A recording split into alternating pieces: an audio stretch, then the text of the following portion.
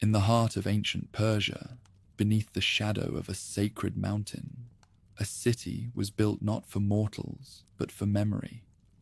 Its creators called it Parsa. We know it as Persepolis. It was carved from limestone and sunlight, a place where empire became architecture and ceremony became faith.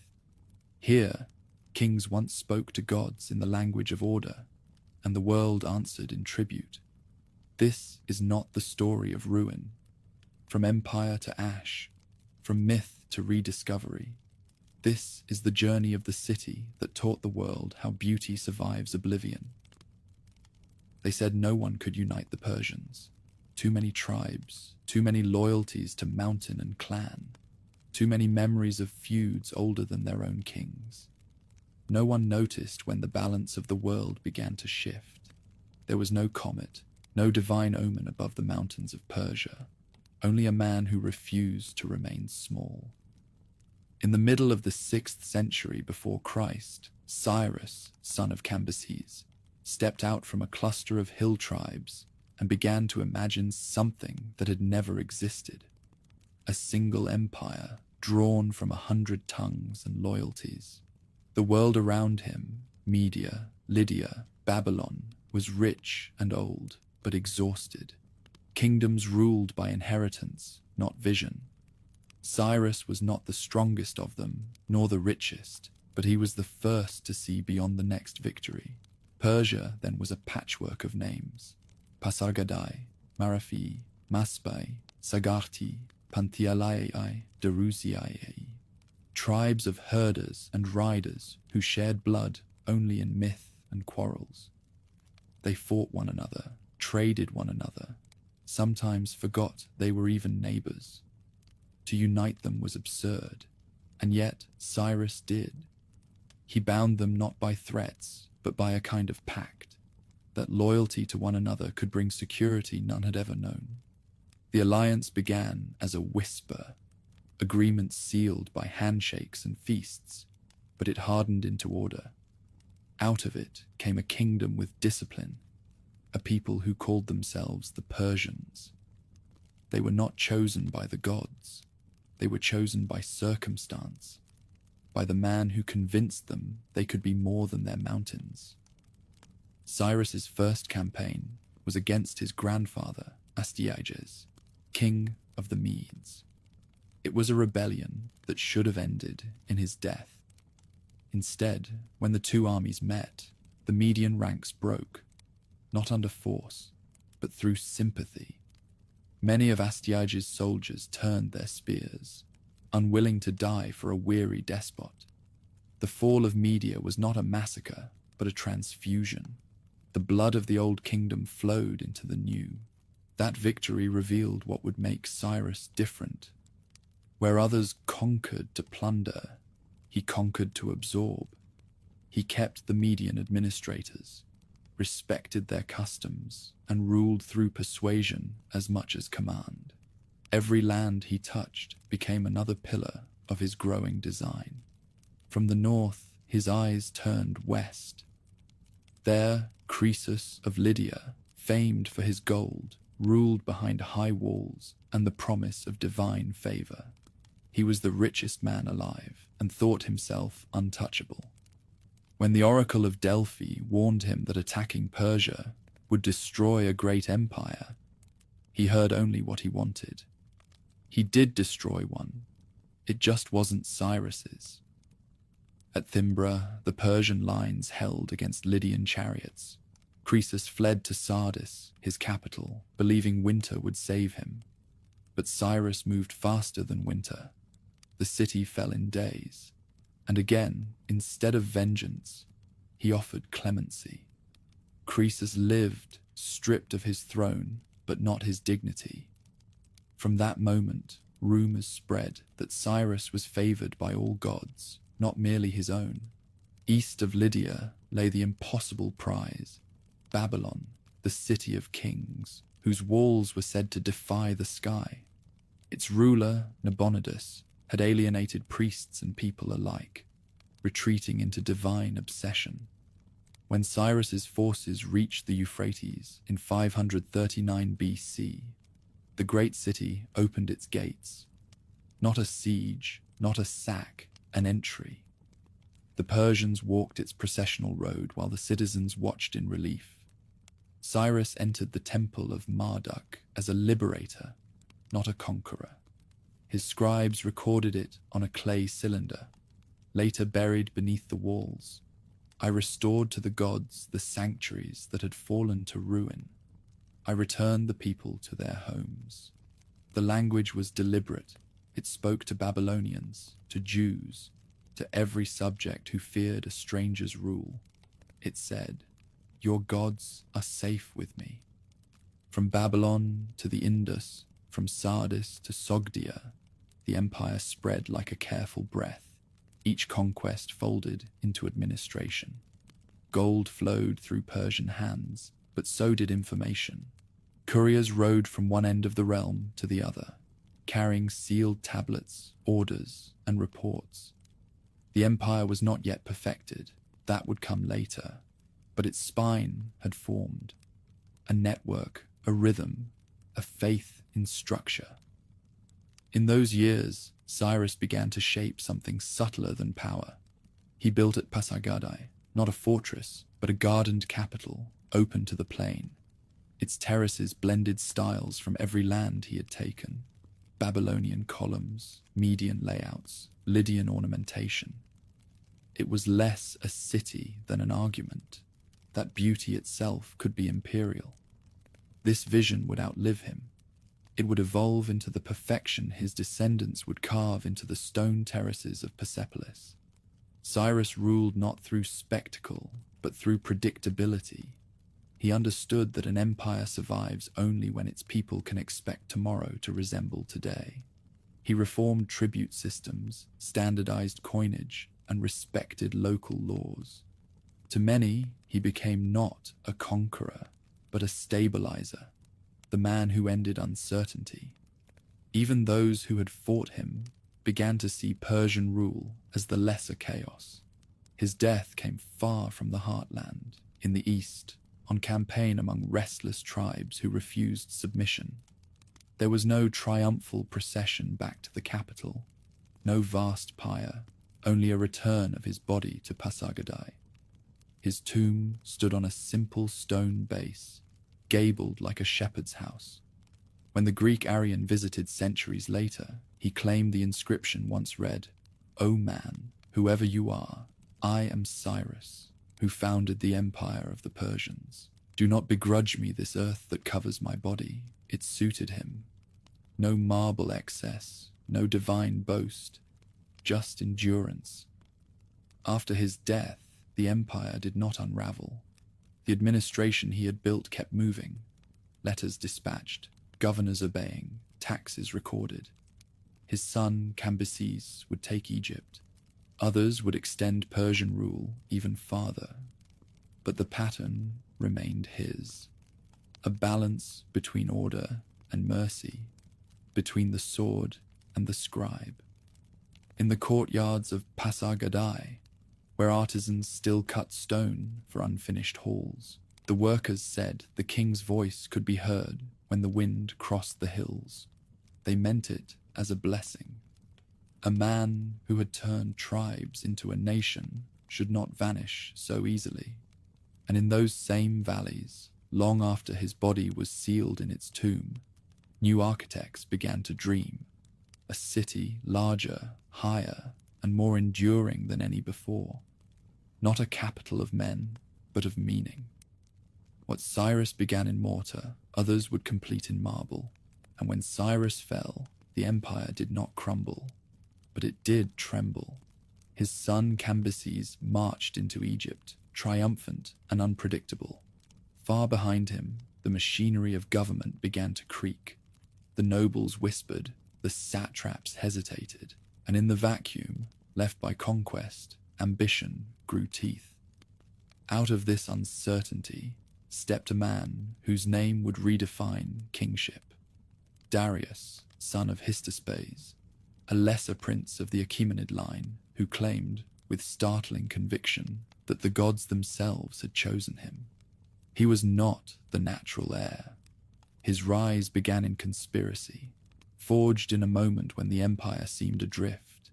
Cambyses died on campaign, perhaps by accident, perhaps not. And in the chaos, a pretender seized the throne. The intruder claimed to be Bardia, Cyrus's younger son. He looked the part, spoke the part, and for months the court obeyed him. But Darius knew the truth. The real Bardia was already dead. The man in power was an impostor. That revelation set in motion one of the most decisive gambits in Persian history. Darius gathered 6 nobles loyal to him, rode to the capital, and stormed the palace. The false king fell beneath their blades. At dawn, Darius emerged as ruler, not by inheritance, but by audacity. His first act was to define his victory not as rebellion, but restoration. The inscription he later carved into the rock at Behistun would proclaim it forever. Ahura Mazda bore me aid. The lie was crushed. The Behistun relief, chiseled hundreds of feet above the plain, shows Darius standing tall, 1 foot on the fallen usurper, with 9 rebel kings bound before him. Above them, the winged symbol of Ahura Mazda, god of truth and light, sanctions his rule. It is more than propaganda. It is theology cast in stone. Darius presented himself not as conqueror, but as cosmic custodian, the chosen instrument of divine order. From that belief would emerge his empire's unshakable structure. Where Cyrus built through trust, Darius built through system. He divided the vast territories into satrapies, each governed by a satrap, protector of the realm, responsible for taxes, law, and loyalty. Over them, royal inspectors, the king's eyes, traveled without warning to report directly to the throne.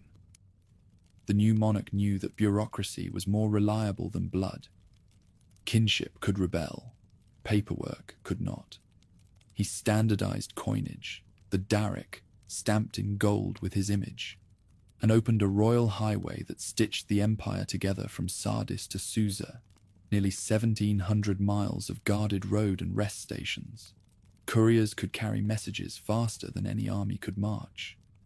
Neither snow, nor rain, nor heat, nor darkness of night would stop them, wrote later admirers. Darius had turned geography into governance. In these reforms, he revealed his temperament, not the dreamer Cyrus had been, but a builder of permanence. He understood that power meant little without language, record, and repetition. To administer peoples who spoke a dozen tongues, he created a written bureaucracy based on imperial Aramaic, practical and portable, used from Egypt to the Indus. The tablets found centuries later in the ruins of Persepolis, thousands of them, bear witness to this revolution. Orders for rations, allocations of silver, names of workers, festivals, births, deaths. Together they form not just paperwork, but pulse, the heartbeat of empire made visible. Darius's vision extended to faith as well. The old gods were tolerated, as Cyrus had decreed, but he elevated one above all, Ahura Mazda, the embodiment of truth and creation. In his inscriptions, he declared that the king ruled by the will of the wise Lord, and that the greatest sin was the lie, the falsehood that corrupted both soul and state. The moral became political. To serve the king was to defend truth itself. Even rebellion in this theology was heresy. From this fusion of faith and governance, Darius sought to shape not only obedience, but belief. He called his subjects Bandaka, servants of the king, bound not by chains, but duty. In return, he promised stability, prosperity, and justice. It was a social contract, unlike any the ancient world had seen, and it worked. Yet for all his order, Darius remained restless. Administration alone could not symbolize empire. It needed a body, a visible form, he found it in a project of staggering ambition, a new ceremonial center built not for residence or war, but for permanence. Near the mountains of Marv Dasht, where the light falls gold across the plain, he chose the site that would become Persepolis. The dream was unprecedented. Unlike Pasargadae, which was open and pastoral, this would be a stage upon which the empire itself could appear. Architects and artisans were summoned from every corner of the realm, stonemasons from Sardis, goldsmiths from Egypt, carpenters from Babylon, sculptors from Bactria. They spoke different languages, worshipped different gods, but all worked under the same order. Darius demanded perfection, and the tablets suggest he paid for it. Workers received rations of wine and grain, not lashes. Construction began around 518 BC. The platform alone covered over 100,000 square meters, raised on a terrace of stone and packed earth. Beneath it ran drains and channels to guard against flood and earthquake, proof that engineering was as sacred as ritual. On its surface rose palaces, halls, and columned chambers, each designed with mathematical precision. The Apadana, the grand audience hall, could hold 10,000 people and was supported by columns 20 meters high. Lions and bulls crowned their capitals, symbols of power and restraint locked in eternal balance. At the foundation of this city, Darius buried a pair of gold and silver tablets, engraved in 3 languages. They declare, Darius the great king says, "By the favor of Ahura Mazda, this palace I built. May it protect me and my house." The words are not mere dedication, they are prayer and philosophy joined. He built Persepolis not to rule from, but to be remembered through. It was to be the empire's face to eternity. While the stones rose, his armies kept the borders alive. Revolts in Elam, Babylon, and Egypt were crushed swiftly. In the east, campaigns reached as far as India, securing tributary kings. To the west, his ships explored the Aegean, mapping lands that would later tempt his son. But for Darius, conquest was never an end in itself. It was validation. Each victory proved that his vision of divine order was correct. When he marched, he carried not only weapons, but ideology. And yet, behind that calm architecture of rule, there was unease. The more vast the empire became, the more it depended on the idea of the king as infallible. Darius's inscriptions never admit error, only the lie that others spread. His order was magnificent but fragile, reliant on constant belief in his perfection.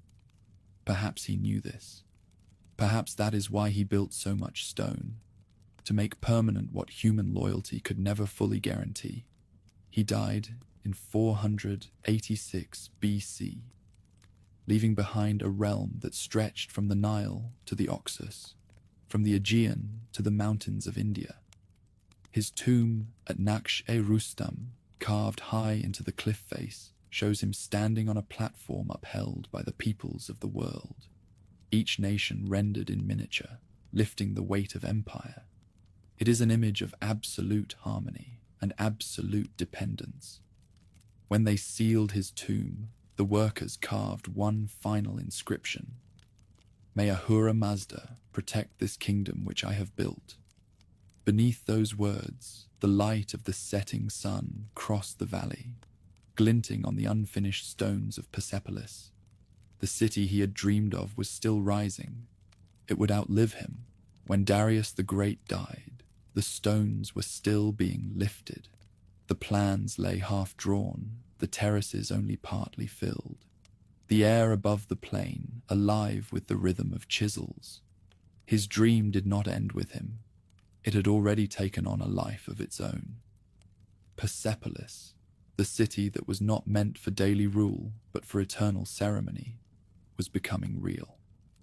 The new king, Xerxes, inherited not only the empire, but the blueprint of its soul. Yet the spirit of the work remained Darius's. Every block raised, every tablet signed, bore his formula.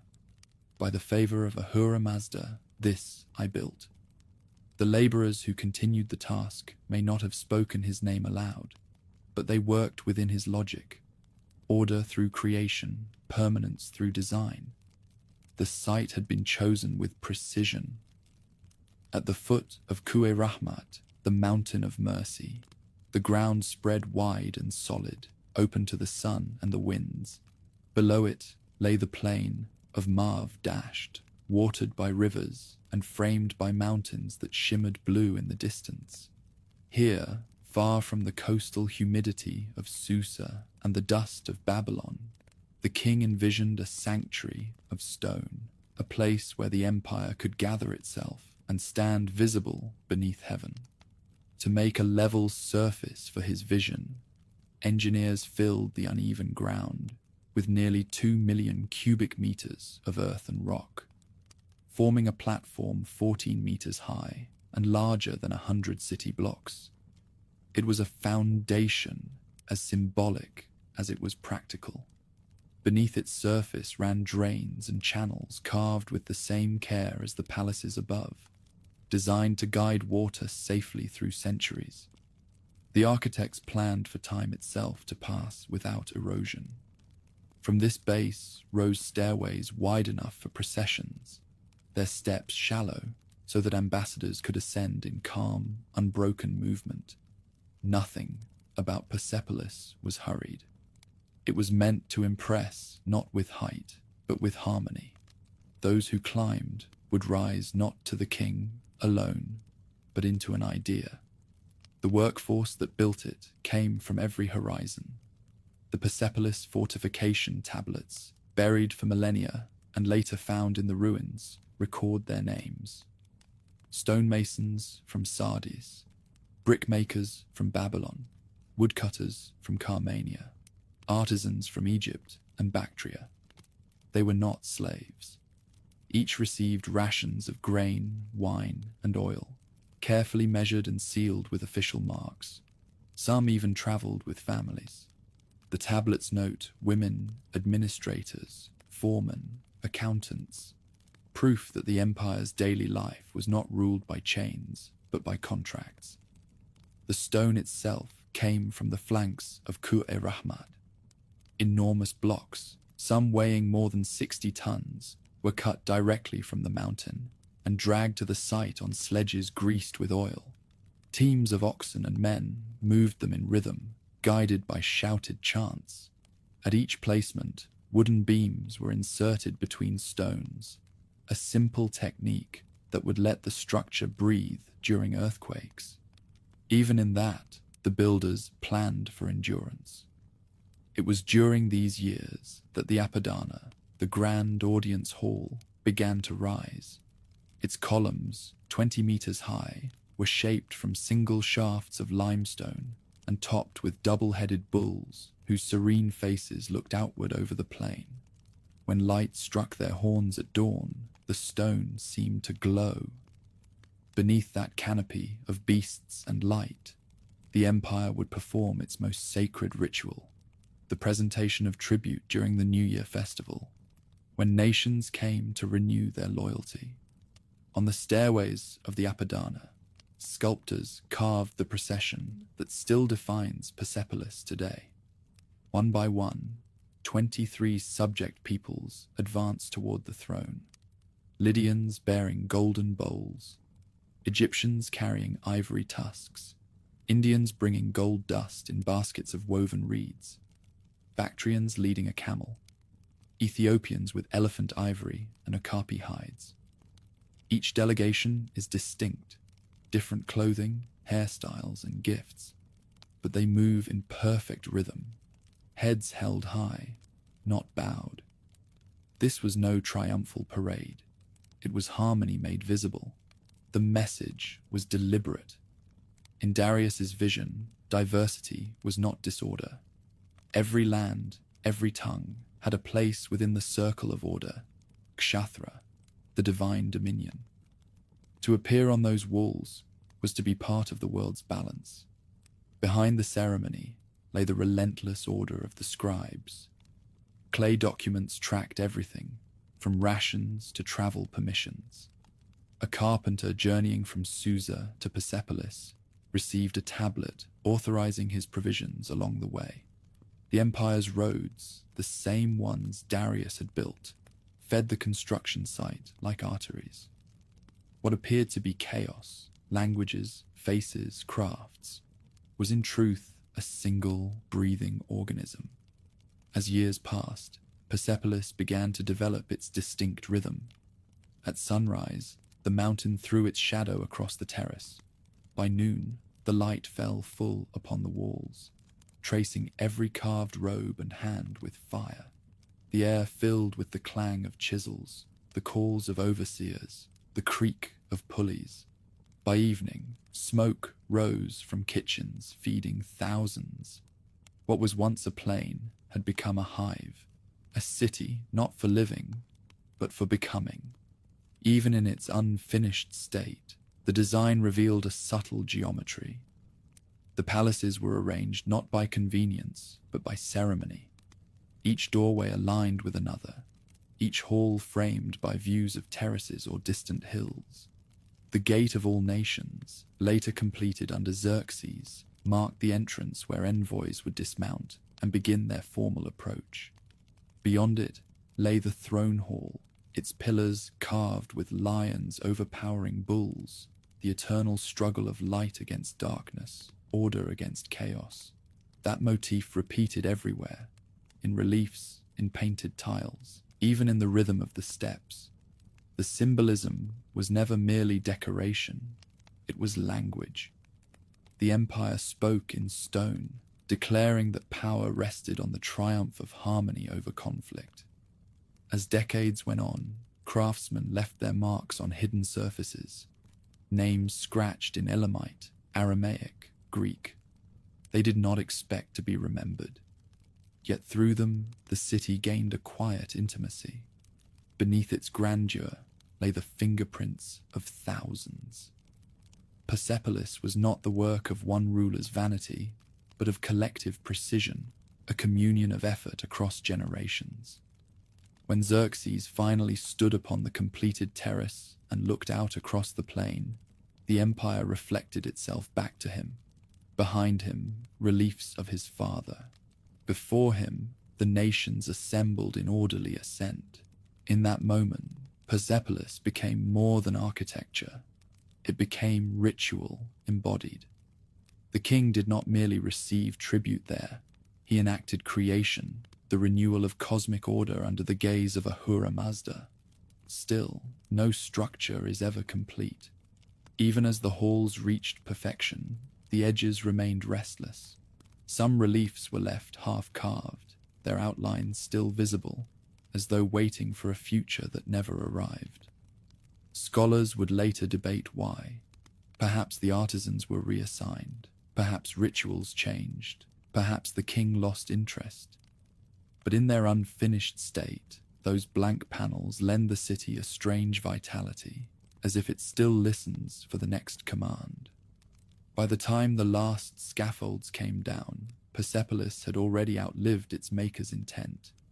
It was not just a monument, but a mirror of the empire's confidence, a place built to convince even time itself that Persia would not fade. And yet, beneath its brilliance, cracks were forming. The unity that Darius had engineered would hold for another generation, maybe two, before ambition and war tested its limits. For now, the city stood flawless. The lions faced the bulls. The nations climbed in eternal procession. The terraces caught the sun as they were meant to. The dream carved into the mountain had become the empire's face. By the time the scaffolds were gone, Persepolis no longer looked like a construction site. It looked like a revelation. From the terrace, the land unfurled in every direction. Mountains behind, rivers winding across the plain below, and above it all, the polished stone of a city that seemed to have stepped out of the imagination of gods. It was neither fortress nor dwelling. It was theatre, altar, statement. The first sight a traveller met was the gate of all nations. Two colossal guardians flanked its entrance, human-headed bulls whose hooves rested on polished slabs. Their faces were calm, not ferocious, as if they understood that true power did not need to roar. Through them lay a broad court paved with limestone blocks, worn smooth, even in their own time, by the procession of envoys who came each year to renew their allegiance. Every step toward the heart of Persepolis carried a message. The staircases were shallow, built for dignity rather than speed, so that a delegation's ascent became a ritual in itself.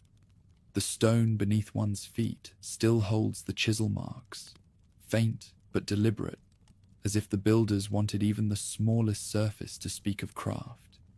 When sunlight slid across the walls, the reliefs came alive. The folds of robes, the braids in hair, the quiet determination of faces carved in a language older than writing. At the center of this world stood the Apadana, the great audience hall. Its foundations were laid by Darius the Great, but the final polish belonged to his son Xerxes, who raised the last columns and sealed the ceiling with cedar beams from Lebanon. The hall was vast, 70 meters square, high enough that the echoes of footsteps vanished into the rafters. 60 columns held the roof, each crowned with twin capitals: bulls, lions, griffins, creatures forever supporting the weight of heaven. They stared outward, guardians of harmony. When the doors opened during festival days, the sight must have silenced every visitor. Floors of dark stone caught the light from bronze lamps.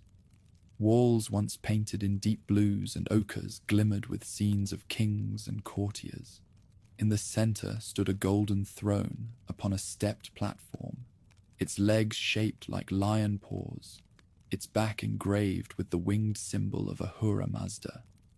Behind it, open balconies framed the mountains. Nature itself drafted into the ceremony of rule. The Apadana Foundation tablets, discovered centuries later, reveal what Darius intended this hall to signify. On small slabs of gold and silver, buried beneath the corners of the building, he had written the same message in 3 languages. By the favor of Ahura Mazda, this palace I built. May it be protected from harm. The repetition was deliberate. To speak those words in Elamite, Babylonian, and Old Persian was to remind every tongue of its place within the empire's harmony. Around the walls, carved in unending sequence, moved the procession of nations. 23 delegations, each distinct yet unified by the rhythm of the composition. The Lydians brought bowls and necklaces of gold. Indians, baskets filled with dust from their rivers. Babylonians, folded garments and vases. Ethiopians, ivory and exotic animals. Arabs, a dromedary. Bactrians, their shaggy camels. None were shown as captives. They came willingly, gifts held high, faces composed, walking in quiet order toward the king, who sat waiting at the far end of the hall. Every motion carved into that stone was measured. The sculptors were not recording a literal ceremony. They were composing an argument. That empire was peace, that difference could exist without discord, that the world itself converged here and found balance beneath Persian authority. The reliefs did not shout victory, they whispered endurance. Beyond the Apadana lay the throne hall, sometimes called the Hall of 100 Columns. Larger still, it was supported by a forest of pillars, each one carved with fluted shafts and capitals shaped like lions in confrontation. When torches burned at night, their shadows crossed the floor like the stripes of a giant predator moving through moonlight. This was the heart of imperial ritual, where Xerxes and his successors received satraps and generals, judged petitions, and issued decrees sealed with the royal signet. Unlike the Apadana, which opened to the terraces and sunlight, the throne hall was inward, enclosed. Its acoustics were so precise that a single voice at the dais could reach the farthest column without strain. The architects had turned stone into instrument. Even in silence, the space resonated with authority. To walk through these halls was to enter an argument about order and time. Every surface, every corridor reinforced the idea that power did not destroy, it arranged. The architecture itself seemed to breathe in rhythm with cosmic law. Light entering, shadows retreating, symmetry everywhere. The Persians had created a language in limestone that spoke of patience, not conquest. Behind the ceremonial buildings stretched the administrative core, storerooms, archives, and the vast treasury where workers tallied gold and silver, and scribes pressed the day's records into wet clay. The Persepolis fortification tablets, now scattered across museums, came from these rooms. They mention carpenters, guards, herders, cooks. They describe rations distributed by women of rank. They record wine deliveries for festivals. Reading them, one senses a world that functioned with the precision of a heart, pulsing, constant, alive beneath the glitter of ceremony. Each corridor led back to the same principle, the union of grandeur and order. From the terraces, couriers could be seen arriving from distant satrapies. They brought tokens and letters, petitions wrapped in cloth, news of the frontiers. Persepolis was never meant to rule the empire. It was meant to confirm it. It existed to remind every subject, from the Indus farmer to the Ionian merchant, that the center held firm. On festival days, the terraces would fill with color and sound. Trumpets from Susa, drums from Lydia, chants from priests of Ahura Mazda. At sunrise, the king appeared, wearing a robe patterned in gold thread, flanked by guards in scaled armor. As he ascended the steps of the Apadana, the reliefs around him came alive. The sculpted nations seemed to move in rhythm with the real ones gathering below. To witness that convergence must have felt like watching myth step into daylight. For all its precision, Persepolis was not sterile. Gardens surrounded the terraces, watered by hidden channels that brought life to the arid ground. Cypress and palm grew beside imported lilies. Peacocks wandered the courtyards. The air smelled of cedar and incense. Even the smallest detail, the curvature of a stair rail, the alignment of a shadow, spoke of intention. The city was a living calendar, tuned to the seasons, to the movement of sun and stars. Over time, the complex grew beyond Darius's original plan. Xerxes added his own palace, the harem complex, and new gates for ceremonial processions. Artaxerxes later would expand the gardens, yet each addition followed the same geometry, as though every king knew he was contributing to a single composition already written. Centuries would pass before foreign eyes looked upon these stones again. But in the height of the Achaemenid age, Persepolis stood at the center of a world that believed itself eternal. The empire stretched from Libya to the Indus, from the Oxus to the Aegean, and yet all its distances seemed to converge here, in halls where no weapon was drawn, where the weight of empire was carried by stone bulls and human ceremony. As the sun sank behind Kuhe Rahmat, the limestone burned gold, then crimson, then disappeared into shadow. Columns became silhouettes, the reliefs dissolved into outline. The last rays touched the high terraces and faded. The halls stood empty but unbroken, waiting for the next dawn when the procession would begin again, forever climbing, forever bearing tribute, forever preserved in the stillness of stone. At dawn, Persepolis changed character. The light moved across its terraces like a benediction, catching the wings of carved creatures and the polished horns of bulls, sliding along walls that seemed to breathe.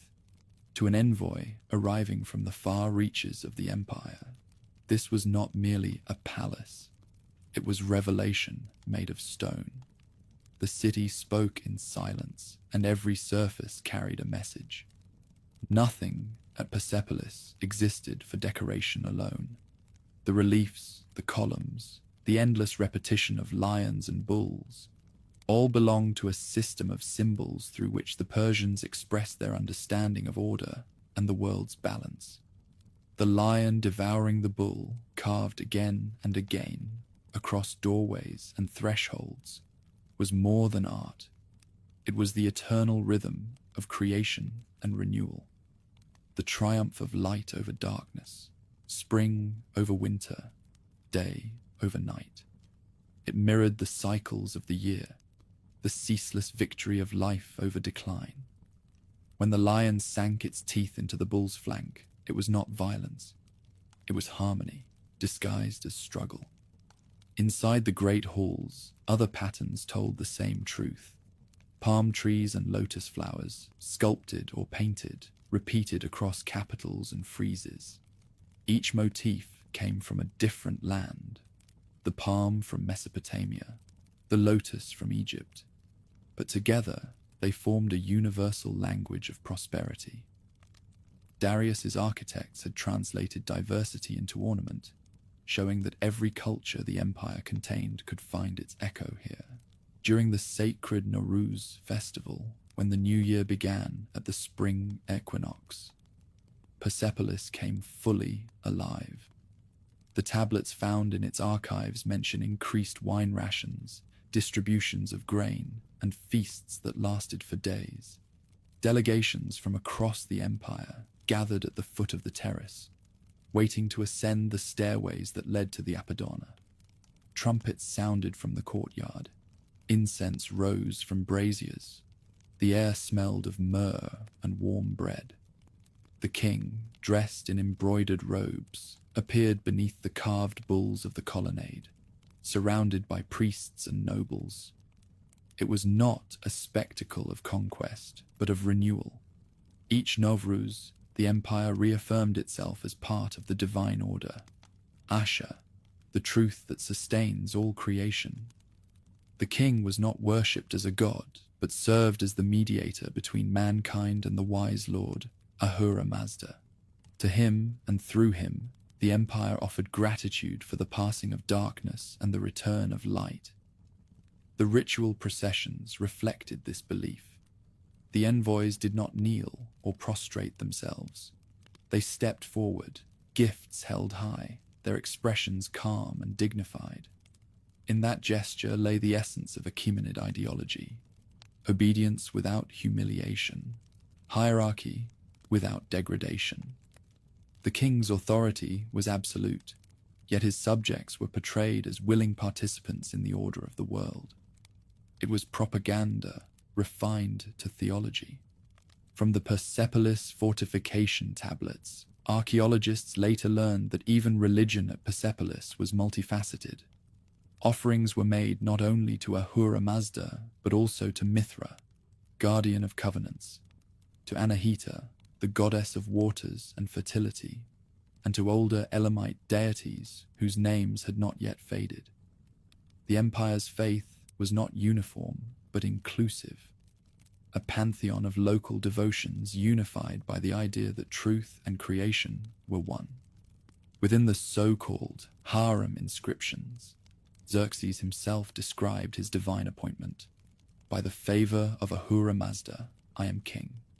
The god has granted me the kingdom. For him, as for his father, power was sacred trust. The city's layout reflected that conviction. The temples and palaces aligned with the sun's course. Processional routes followed astronomical logic. The whole of Persepolis was, in a sense, a cosmic calendar, stone acting out the rhythm of heaven. To the common people who labored in its kitchens and storehouses, these meanings may have been remote, yet the rituals touched them too. The records mention lan ceremonies, occasions when provisions were distributed to all ranks: bread, meat, wine. During festival days, rations increased fivefold. For a few nights each year, even the humblest worker shared in the abundance of empire. This too was part of its design, a moment when hierarchy softened and the entire realm participated in divine renewal.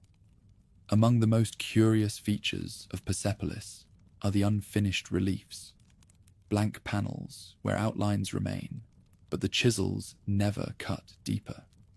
No one knows why they were left incomplete. Perhaps the ceremony they depicted changed. Perhaps the artisans were called away. But their presence lends the city an air of living expectation, as though the story it tells is still being written. The empire's confidence was immense, yet even here, uncertainty left its mark. Fire altars appear rarely in the reliefs, an omission that puzzled later scholars. In a world that revered sacred flame, why leave it absent from the imagery of the heart of the empire? Perhaps because Persepolis itself was the altar, the meeting place of light and order. The sun's path over the terrace, the reflections of stone at noon, the alignment of columns, all were acts of devotion performed by architecture. Worship had become environment. Everywhere, symbols of harmony multiplied, columns paired in symmetry, lions mirrored by bulls, humans framed by guardians. Even the king's relief, carved above the throne hall, where the monarch raises his hand toward Ahura Mazda, speaks less of domination than of dialogue. The god extends his own gesture in return, a silent covenant. In that moment, man and divinity meet halfway, bound by mutual recognition. Persepolis thus embodied more than imperial power. It expressed a worldview in which creation itself was order, and art its most sacred expression. To carve a figure correctly was to participate in truth. To build a column upright was to resist chaos. Every mason, every scribe, contributed to the maintenance of Asher. The city was not only for kings, it was a cosmic mechanism to keep the world aligned. When night fell, the sacred geometry transformed again. Torches flickered against the reliefs. The bulls above the gates glowed like living sentinels, and from the terraces below came the hum of songs in a dozen languages. Priests chanted in Old Persian, merchants toasted in Aramaic. Egyptian guards spoke softly of the Nile. In that mingling of tongues, the empire's true miracle was revealed. Not conquest, but coexistence. And then, as the festival waned, silence would return. The fires dimmed, the gates closed, and the terrace cooled under the stars. The king withdrew to his private quarters, and Persepolis, emptied of its crowds, stood like a living being at rest, its walls breathing, its symbols still working in the dark. In the hush that followed celebration, one could almost hear the rhythm that sustained it all, the heartbeat of empire, measured, certain, believing itself eternal. The silence that followed Darius's death was not grief, it was expectation. The empire waited for the next heartbeat, and when it came, it sounded like the strike of a drum. Xerxes, son of Darius, entered the world's stage already burdened by its symmetry. He had grown up among the terraces of Persepolis, where the air rang with chisels and the scent of cedar mixed with stone dust. For him, empire was not achievement. It was inheritance as inevitable as sunrise. From the first day of his rule, he moved with deliberate confidence. The court saw in him a man who measured greatness, not by peace, but by continuation. He walked the same halls his father had built, yet found in them both comfort and challenge. The foundations were flawless. The question was how to expand them without diminishing their maker. Xerxes began by inscribing his name across new works at Persepolis, He ordered the gate of all nations, the hall of 100 columns, and fresh embellishments to the royal apartments. Where Darius had spoken the language of harmony, Xerxes wrote in the idiom of dominance. His inscriptions still began with the invocation of Ahura Mazda, but the tone was less petition than proclamation. By the favor of the wise Lord, I am Xerxes, the great king. The phrase sounded like stone declaring itself eternal. Beyond the terraces, trouble brewed. In Babylon, old pride smoldered once more. The city that had embraced Cyrus now resented distant oversight. A rebel calling himself Belshimani claimed the throne, and Babylon rose behind its ancient walls. Xerxes answered without hesitation. The campaign was swift, merciless, and final. Temples were stripped of their wealth, privileges revoked, and the golden statue of Marduk, the god Cyrus had once restored, was removed from his shrine. To the Babylonians, it was sacrilege. To Xerxes, purification. His diver inscription, carved later in Persepolis, justifies the act. He declares that he destroyed the sanctuaries of false gods and exalted Ahura Mazda as the only true source of kingship. In that fusion of faith and policy lay the essence of his reign: obedience as worship, rebellion as blasphemy. The architecture of empire became a theology in motion. But piety soon gave way to ambition. To the west, the memory of Marathon lingered like an insult carved into bronze. Xerxes saw in Greece not a handful of rebellious cities, but a flaw in the world's design. If Ahura Mazda had chosen Persia to uphold order, then these Greeks, defiant, divided, and reckless, were the agents of chaos. He would correct them. Preparations began on a scale that stunned even his generals. Shipwrights in Phoenicia built galleys by the hundreds. Engineers bridged the Hellespont with chains of anchored ships. A canal was carved through the Athos Peninsula to save his fleet from the storms that had wrecked Darius's. Roads were resurfaced, granaries filled, forges roared night and day. From every satrapy came men and animals, languages and banners, Medes, Indians, Egyptians, Bactrians, Scythians, an empire transformed into motion. Herodotus would later claim that the host drank rivers dry. Exaggeration, perhaps, but the image fits. The Persian army was less an army than a moving horizon. At its center, Xerxes rode in a chariot plated with gold, the royal guard marching around him in mirrored armor, their spears glittering like sunbeams made solid. To those who saw the column pass, it must have looked as if the world itself were migrating. The campaign opened with thunder and prophecy. It ended in smoke. At Thermopylae, victory came at a price measured in days, not destiny. At Salamis, the sea turned traitor. From a hill above the straits, Xerxes watched his fleet dissolve beneath Athenian rams and Corinthian fire. The water boiled with splintered wood and shouting men. The sky above darkened with smoke that no prayer could dispel. When he returned to Asia, the great king brought no captives, no trophies, only silence. The empire still stretched from the Nile to the Indus, its wealth untouched, its bureaucracy humming. But the illusion of invincibility had cracked. The gods had not withdrawn their favor. They had reminded him of proportion. He turned back to Persepolis, perhaps seeking refuge in stone. Construction resumed with renewed fervor. The gate of all nations took form. 2 colossal bulls at its entrance, their faces impassive, their bodies carved with patience. Each block bore the mason's mark, each corner measured to perfection.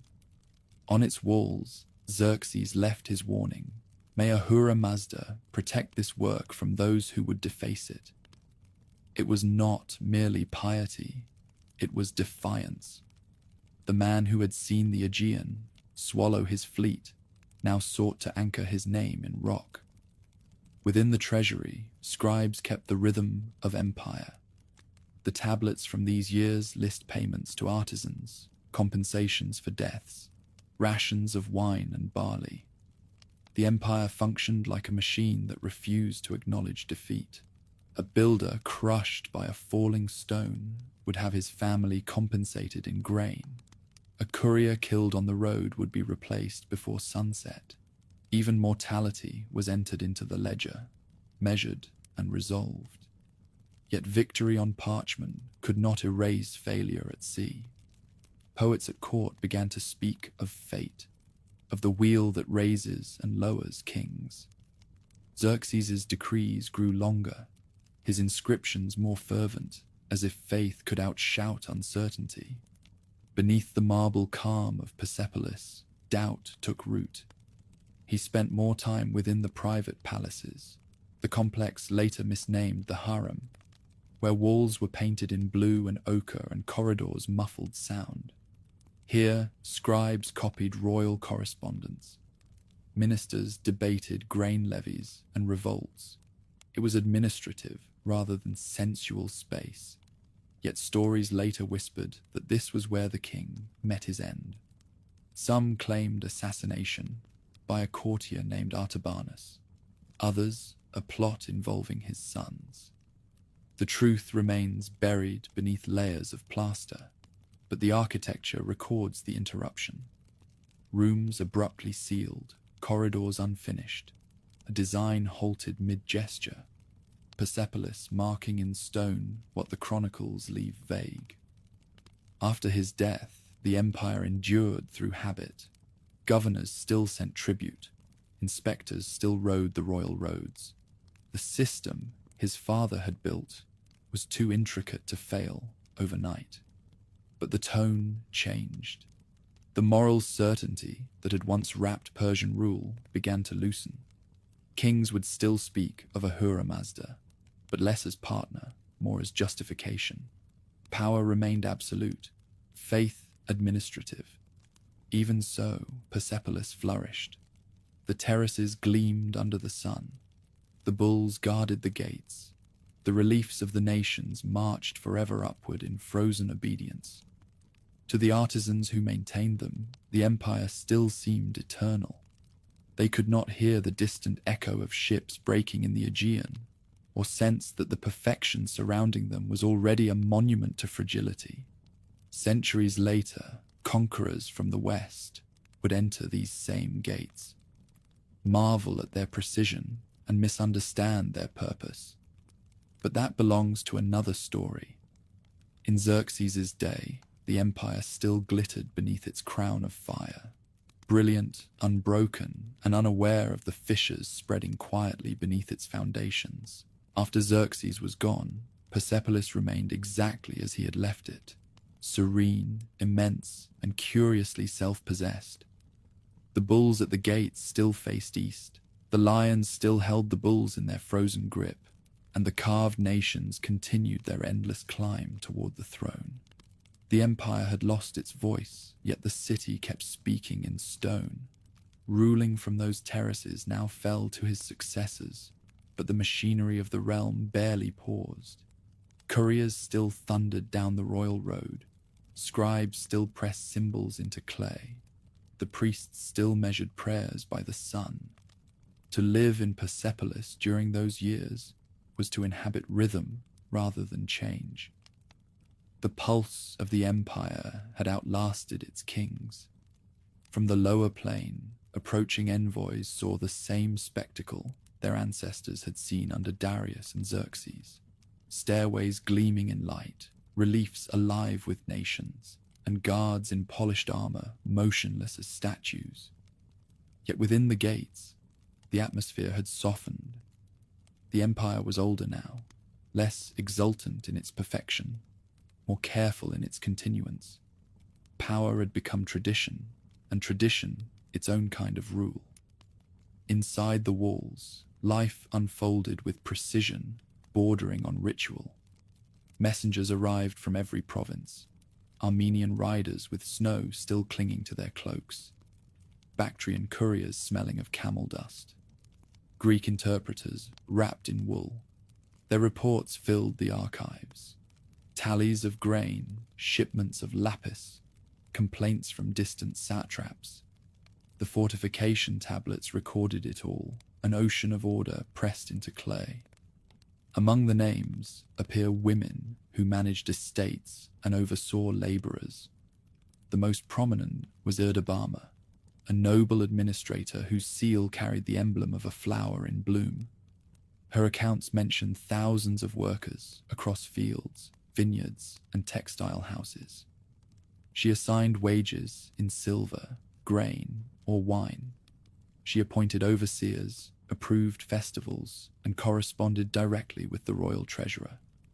Through her, one glimpses an empire where authority could wear more than one face. Every occupation had its measure. Masons and carpenters earned fixed rations of barley. Singers received wine for holy days. Guards were issued oil for lamps and sandals for long watch shifts. The bureaucracy turned generosity into mathematics. In a kingdom of so many tongues, numbers were the only universal speech. In the great treasury, scribes worked among gold dust and perfume jars, cataloguing tribute that came from across the known world.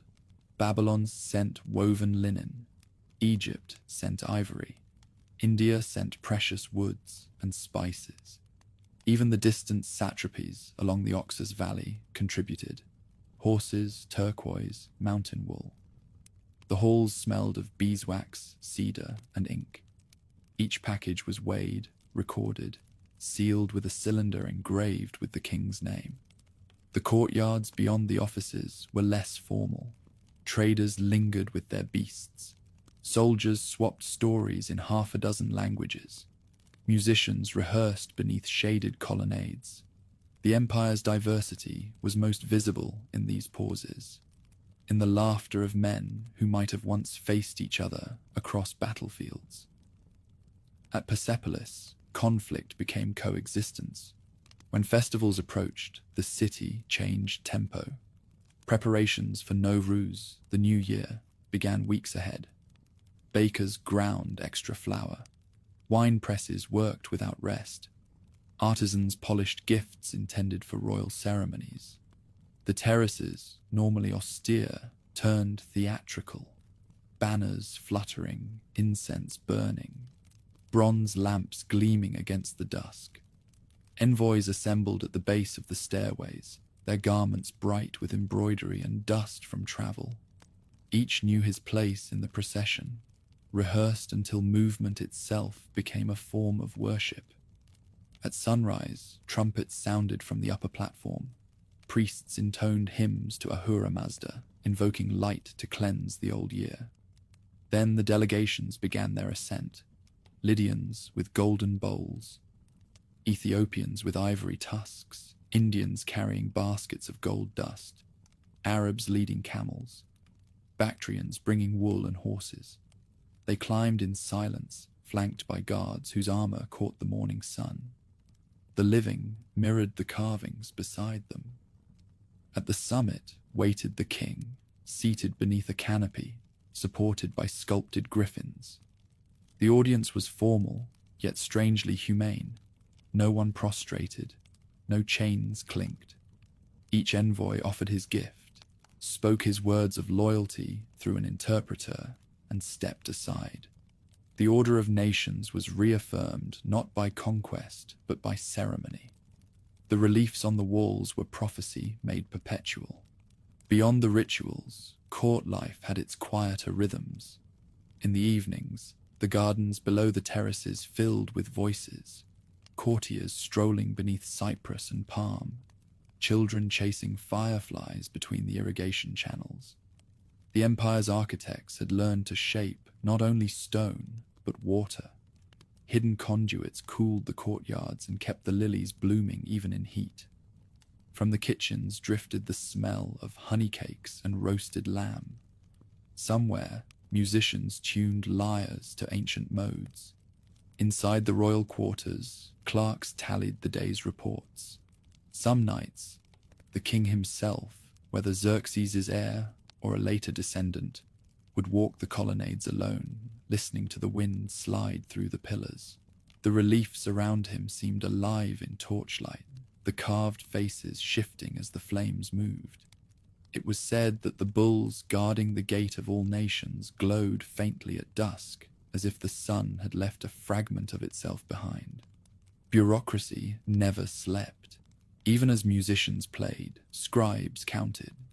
Even as guards changed watch, messengers departed. Persepolis functioned like a body in perfect health, heart steady, breath measured, mind absorbed in its own perpetuation. Yet perfection carries its own weariness. Among the younger courtiers, whispers began to surface of satraps growing independent, of armies idle too long, of taxes tightened in distant provinces. The empire still looked invincible, but those who lived inside its symmetry could sense the strain. The same rituals that once embodied vitality now felt like repetition. Still, mornings came with the same precision. The terraces lit one by one. The gates opened, officials assembled. The empire breathed again, certain that routine was immortality. When foreign envoys described Persepolis in their letters, they spoke not of kings or policies, but of its serenity, a place where nothing seemed able to change.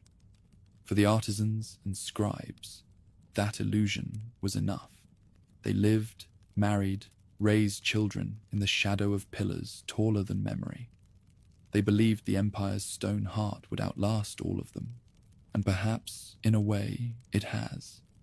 The tablets they pressed, the carvings they finished, the stair they polished with daily use, all still whisper across the centuries. In the stillness of those terraces, the hum of administration and ceremony blurred into one unending act of affirmation. Persepolis was more than a capital. It was the empire's pulse made visible. Every gesture repeated the same truth.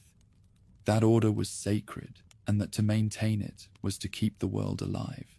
For all its splendor, Persepolis had begun to echo.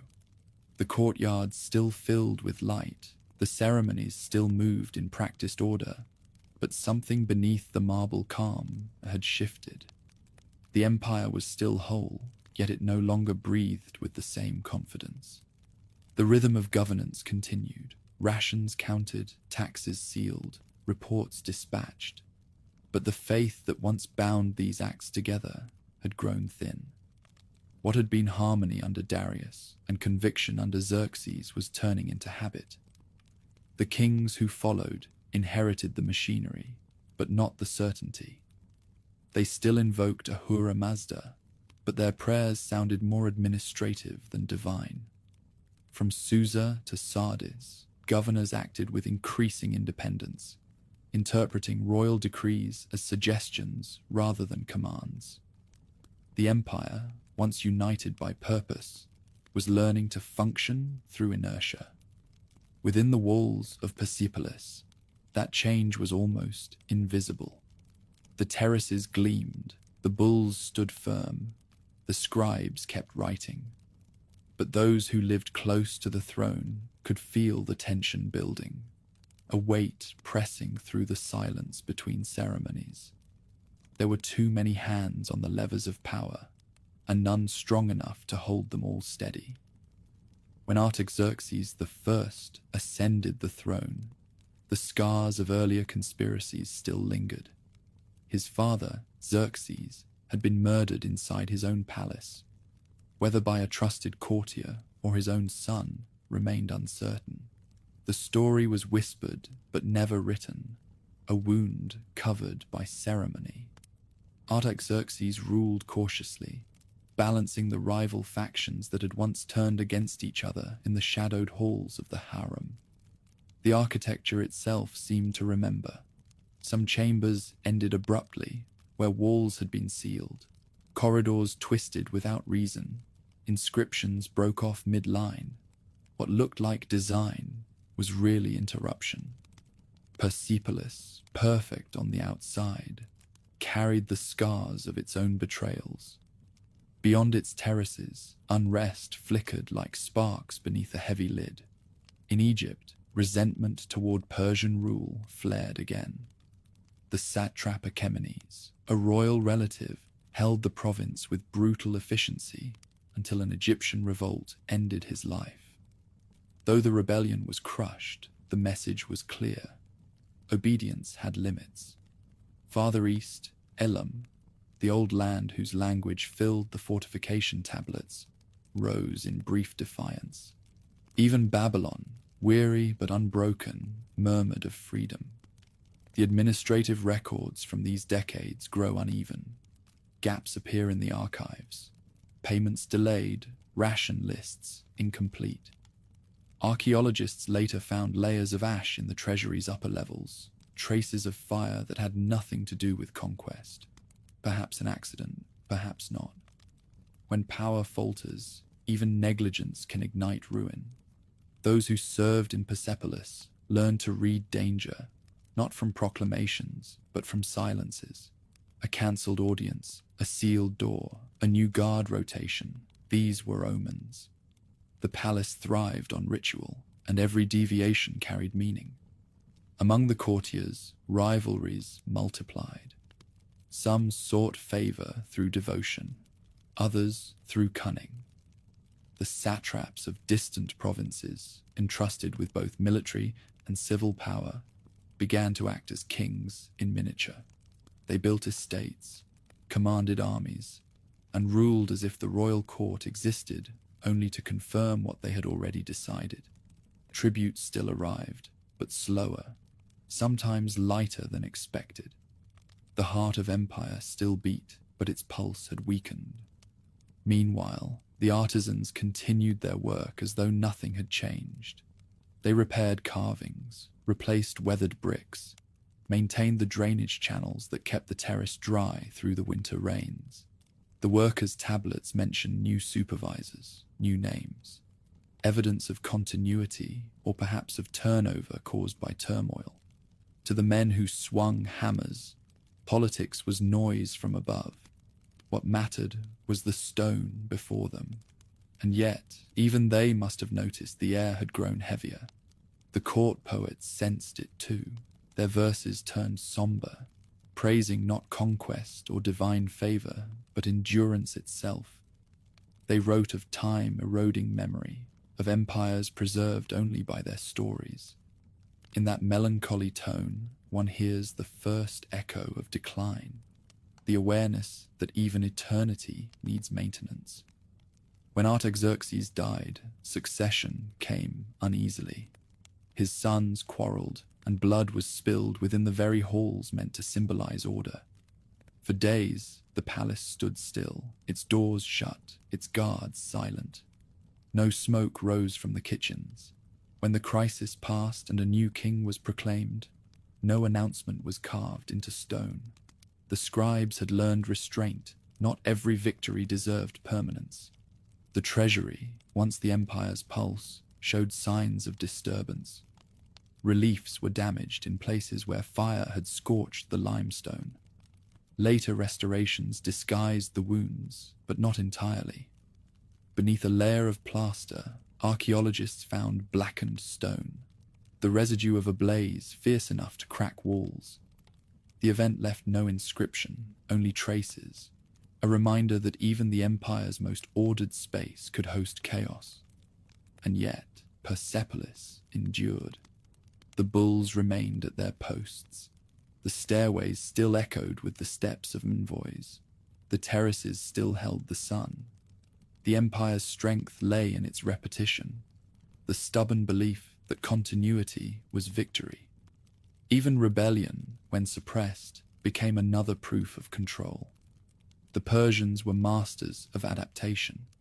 Each crisis transformed into procedure, each fracture smoothed with ceremony. But under that calm surface, a new kind of wear crept in. The empire had grown too large, too dependent on its own reputation. Where Darius had once built unity through communication, later kings ruled through distance. Their faces appeared on coins, their names on decrees, but their voices no longer reached the provinces. Authority had become image. Inside Persepolis, luxury deepened even as certainty thinned. Banquets multiplied, garments glittered with imported dyes. The court's appetite grew elaborate, the terraces filled with dancers and musicians during every festival. The ceremonies still invoked the ancient formulas, but few remembered their meanings. The priests chanted to keep rhythm, not faith. It was an age both magnificent and fragile. The empire's edges held, but its core had begun to hum with fatigue. When the wind swept through the gate of all nations, it carried a faint echo, stone meeting air, like breath drawn between words. Persepolis was listening to itself, unsure of what it had become. No chronicler recorded these subtleties, but the evidence remains in the stones.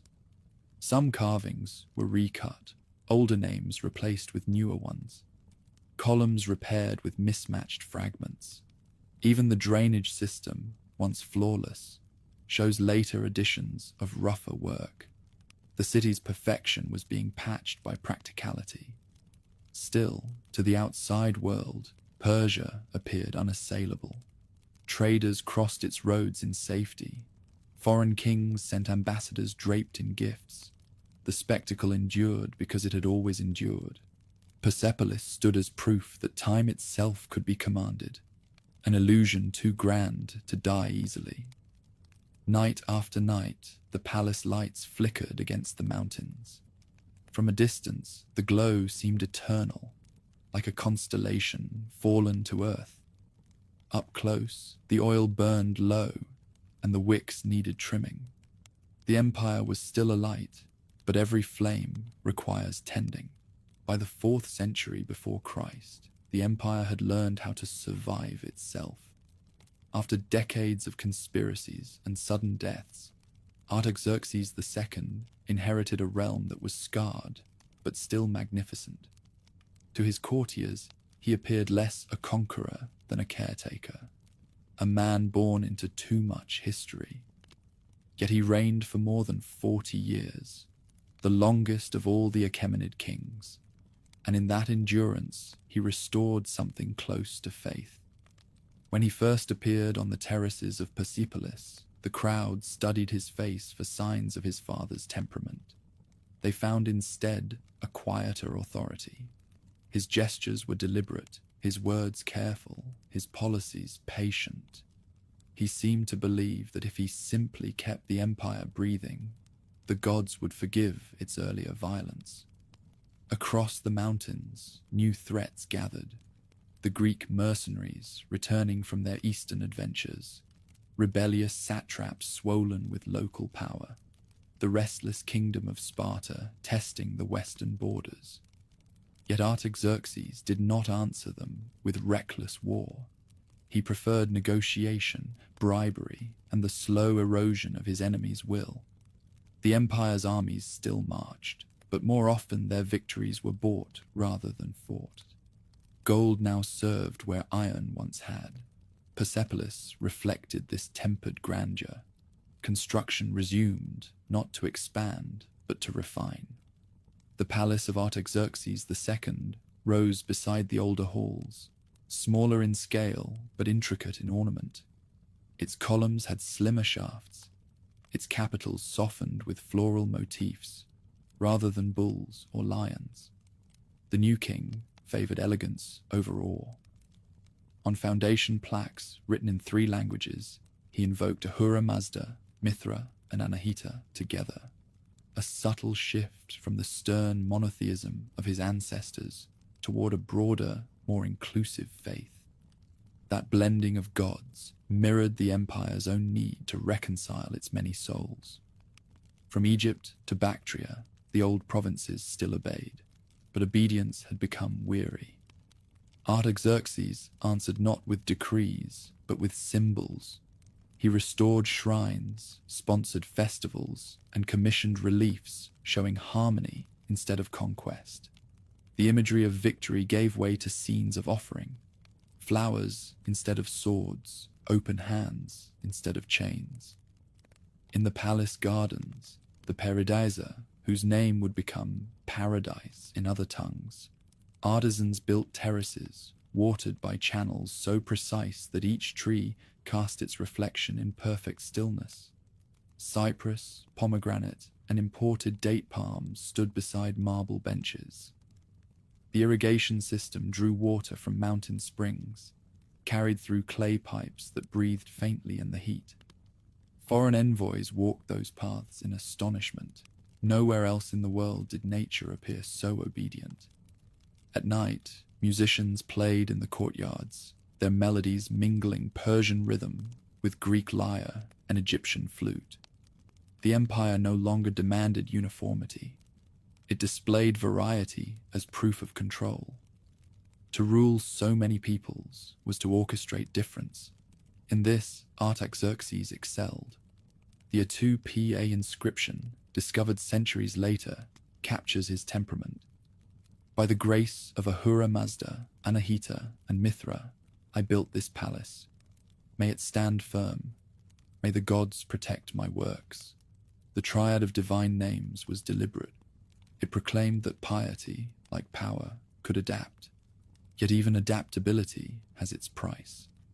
To maintain harmony, Artaxerxes bought peace at every frontier, subsidizing Spartan rivals, paying Greek generals, appeasing Egypt with treaties.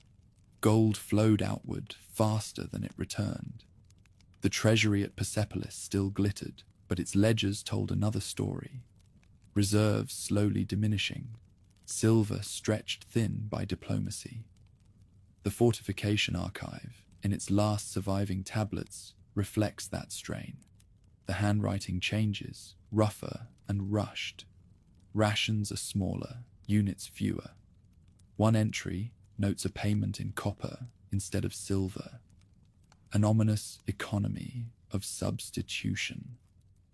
Beneath the calm veneer, inflation and fatigue whispered of decline. Still, for those who walked the terraces, none of this showed. The palaces gleamed as they always had.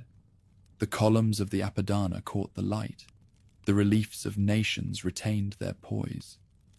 Visitors recorded banquets served on gold dishes, perfumes brought from Arabia, rugs woven in distant Sogdia.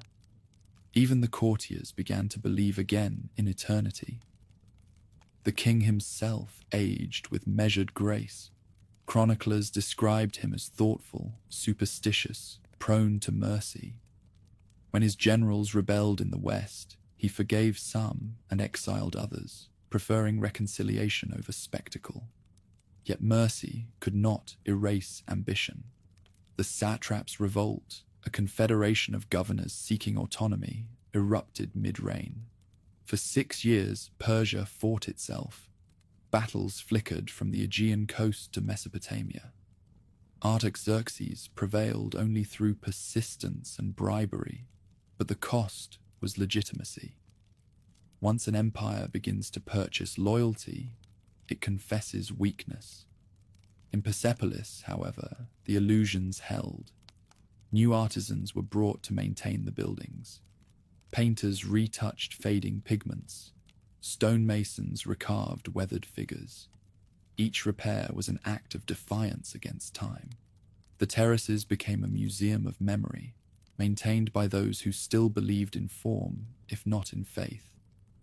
Foreign observers noted the paradox. A ruler who commanded half the known world, yet feared the cracking of a column. One Greek visitor wrote that Artaxerxes saw omens in the wind. Perhaps he had reason. For every symbol of peace he erected, some distant province smoldered. Toward the end of his reign, the king devoted more attention to ritual than politics. Processions multiplied. Sacrifices grew elaborate. In the throne hall, where the reliefs showed the king supported by the peoples of the earth, priests now read prayers for the empire's endurance rather than its expansion. The ceremony of stability had replaced the ceremony of triumph, yet there were moments of brilliance. Under his rule, roads were repaired, irrigation revived, and trade with India and Arabia flourished. Persian art reached a new refinement: miniature carvings, delicate metalwork, and jewelry of astonishing subtlety. The empire had lost its hunger but gained polish. It glowed, if only briefly, with the calm of late afternoon light. When Artaxerxes finally died, he left behind not chaos but exhaustion. The empire still stood, yet its energy had turned inward, its will consumed by the effort of remaining whole. His tomb, carved near those of Darius and Xerxes, shows him raising his hand toward the same winged symbol, surrounded by attendants carved with smaller, gentler features. There is no arrogance in that relief, only resignation, the wisdom of a man who knew that permanence is an argument against time, not a victory over it. After his death, artisans continued his projects for a few quiet years. The palace of Artaxerxes still smelled of fresh plaster. The gardens still ran with water. But soon the tablets stop. The records of Persepolis end abruptly, as if the scribes simply looked up one day and realized there was nothing left to record. Outside Persia, new powers were learning the languages of empire. To the west, Macedon stirred. To the north, restless tribes watched the borders. Inside the empire, the satraps regained confidence. The great machine, once self-sustaining, had begun to run on memory. And yet, standing on the terrace as dusk fell over the Marv-Dash plain, one could still believe in the illusion of endlessness. The columns caught the last fire of the sun, the carved nations shimmered as if moving, and the air smelled of dust and cedar. For that single hour, it seemed that Artaxerxes' dream had worked, that order could outlast ambition, and beauty could still disguise the wear of age. The sun still burned on the terraces of Persepolis, but its light had changed. It no longer gilded the empire. It revealed the cracks beneath the gold. Courtiers whispered that the stone itself seemed tired, that even the carved nations on the Apadana stairways had begun to lean with age. No empire collapses overnight. It first forgets why it stands. In the years after Artaxerxes II, that forgetting deepened. His heirs fought among themselves, and the line of kings wavered. Intrigue filled the palaces. Brothers poisoned brothers, courtiers plotted against ministers, and the crown passed through hands trembling with fear. When at last a new name appeared on the tablets, Darius III, it felt less like succession and more like exhaustion finding a form. He had not been destined for kingship. The chronicles describe him as capable, almost reluctant, a soldier rather than a dreamer, hardened by service but unprepared for the throne's loneliness. His coronation was quiet, surrounded by the scent of incense and the unspoken relief that someone, anyone, now ruled. Yet outside those halls, the world had already shifted. To the west, beyond the old satrapies and the sea, a young Macedonian king had begun to speak the language once reserved for Persia. Alexander, son of Philip, had inherited Greece and remade it. His generals marched with discipline. His ambitions reached beyond maps, and his gods promised him the same dominion once claimed by Cyrus. For the first time in centuries, Persia faced a rival who believed as absolutely as it once had. Darius's counselors dismissed the threat. They spoke of distance, of deserts and mountains, of the futility of Greek pride. Persia, they said, had crushed rebellions greater than this. Darius listened, but the confidence felt rehearsed. Reports from the Aegean carried a new tone. Macedonian garrisons replacing Persian ones, satraps losing their posts without battle. The tide was turning, and no one in Persepolis yet dared to call it a flood. The young conqueror crossed the Hellespont in the spring of 334 BC. His soldiers, numbering fewer than 40,000, moved as if led by certainty itself. At Granicus, the first Persian forces met them, local troops under provincial commanders. They were brave, ill-coordinated, and crushed within hours. The victory was small by scale, but vast in symbol. For the Greeks, it was vengeance. For Persia, a wound that reached the capital before the messengers did. Darius prepared to respond as his forefathers would have done, with scale. Orders were sent across the empire for men, horses, and provisions. Satraps raised their banners, temples offered prayers, and the royal artisans carved new inscriptions invoking Ahura Mazda's favor.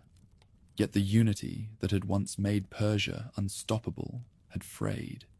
The armies gathered, but they gathered slowly, each province answering in its own time, each commander obeying with private reservations. The confrontation came at Issus, in the narrow lands between mountain and sea. Darius's host was immense, a shimmering labyrinth of armor and banners.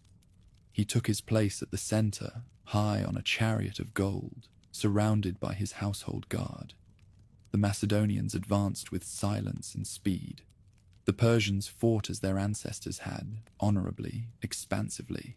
But the age of maneuver had replaced the age of spectacle. The center broke. The royal chariot faltered. When the dust cleared, Darius was gone, his army scattered, his family captured.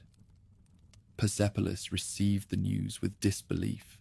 Courtiers wept, priests recited prayers of reversal, but the bureaucracy continued its rhythm.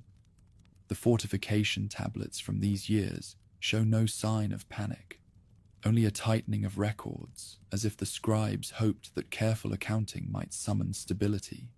The empire, even in crisis, refused to recognize disorder. Darius fled east to rebuild. The next year, he summoned new forces from every satrapy: Bactrian cavalry, Indian elephants, Sogdian archers. At Gaugamela, he faced Alexander again, this time on open ground of his own choosing.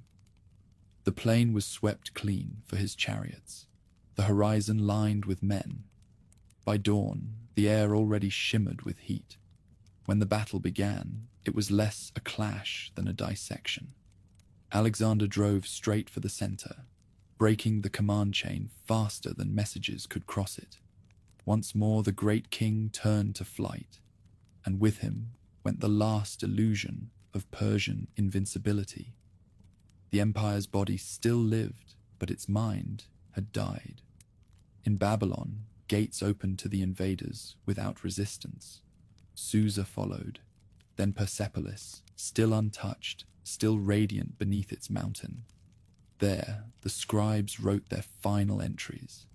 Brief, hurried, concerned with logistics. Wine for the guards, carts for provisions, storage of sealed goods. After that, silence. Somewhere among those last records, one line stands out. The road is cleared for the king's return. The writer could not have known that his king would never see Persepolis again.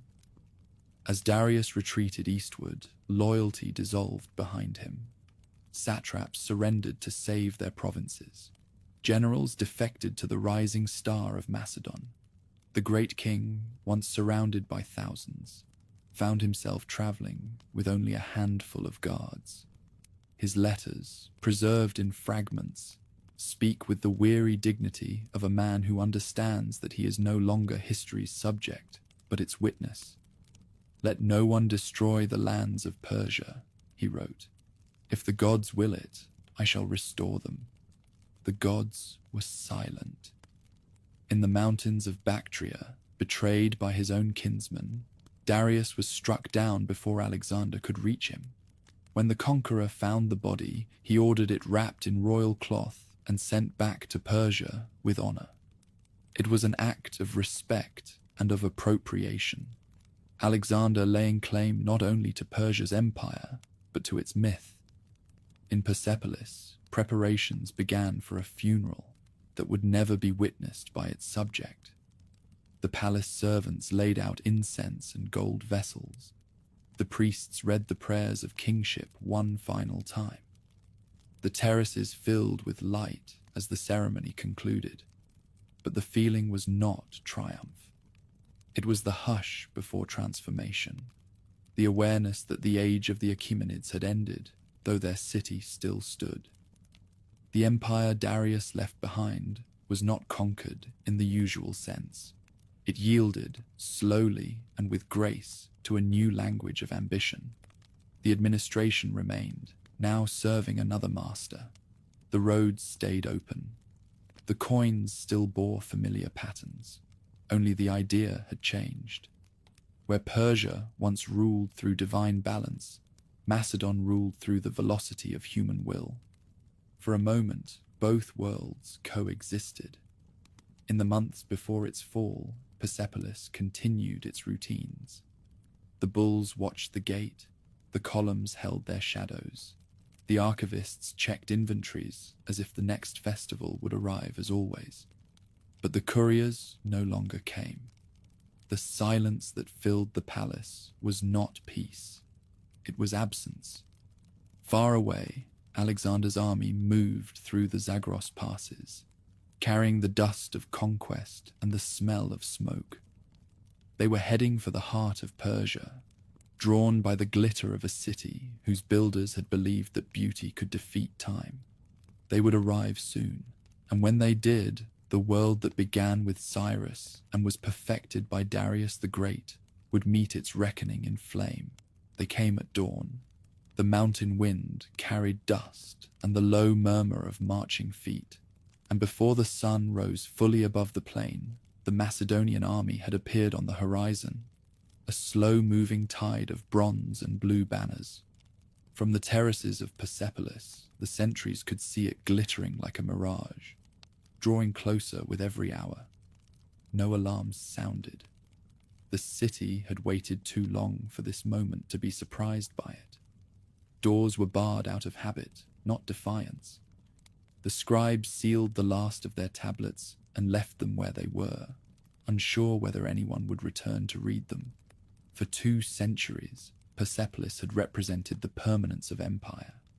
Now, as Alexander approached, it would test how permanence ends. The gates opened without resistance. The gate of all nations, once the ceremonial threshold of the Achaemenids, received the conqueror with its usual calm.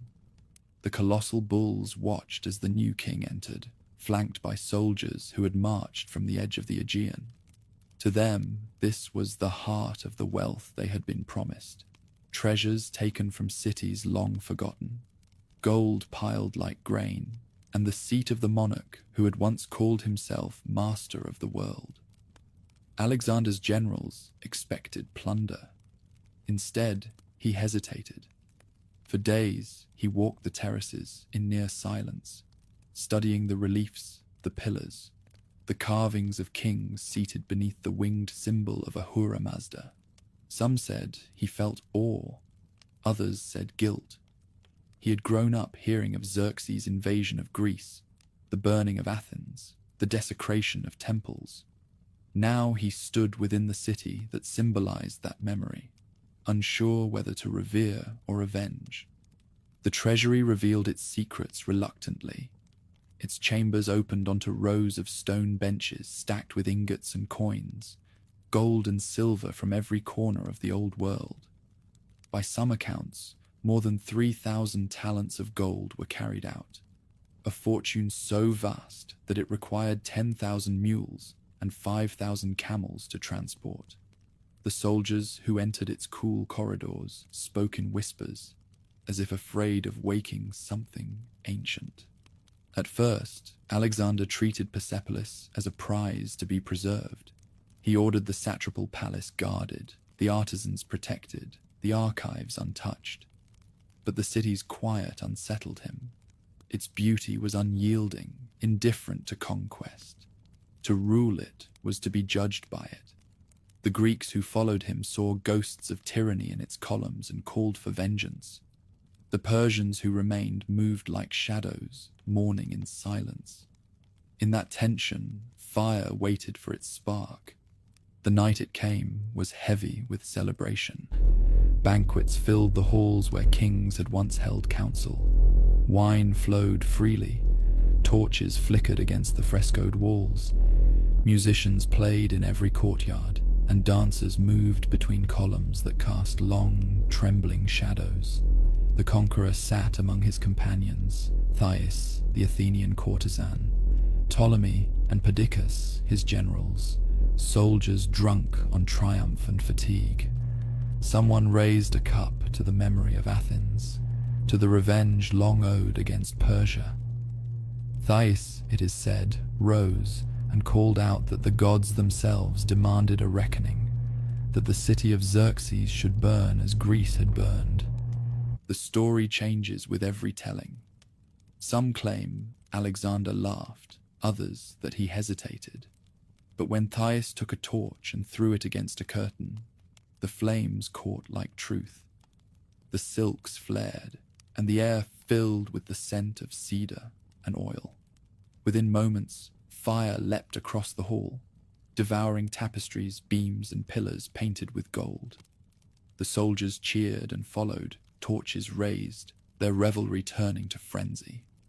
Outside, the wind carried the blaze through the complex. The cedar roofs roared, collapsing into themselves.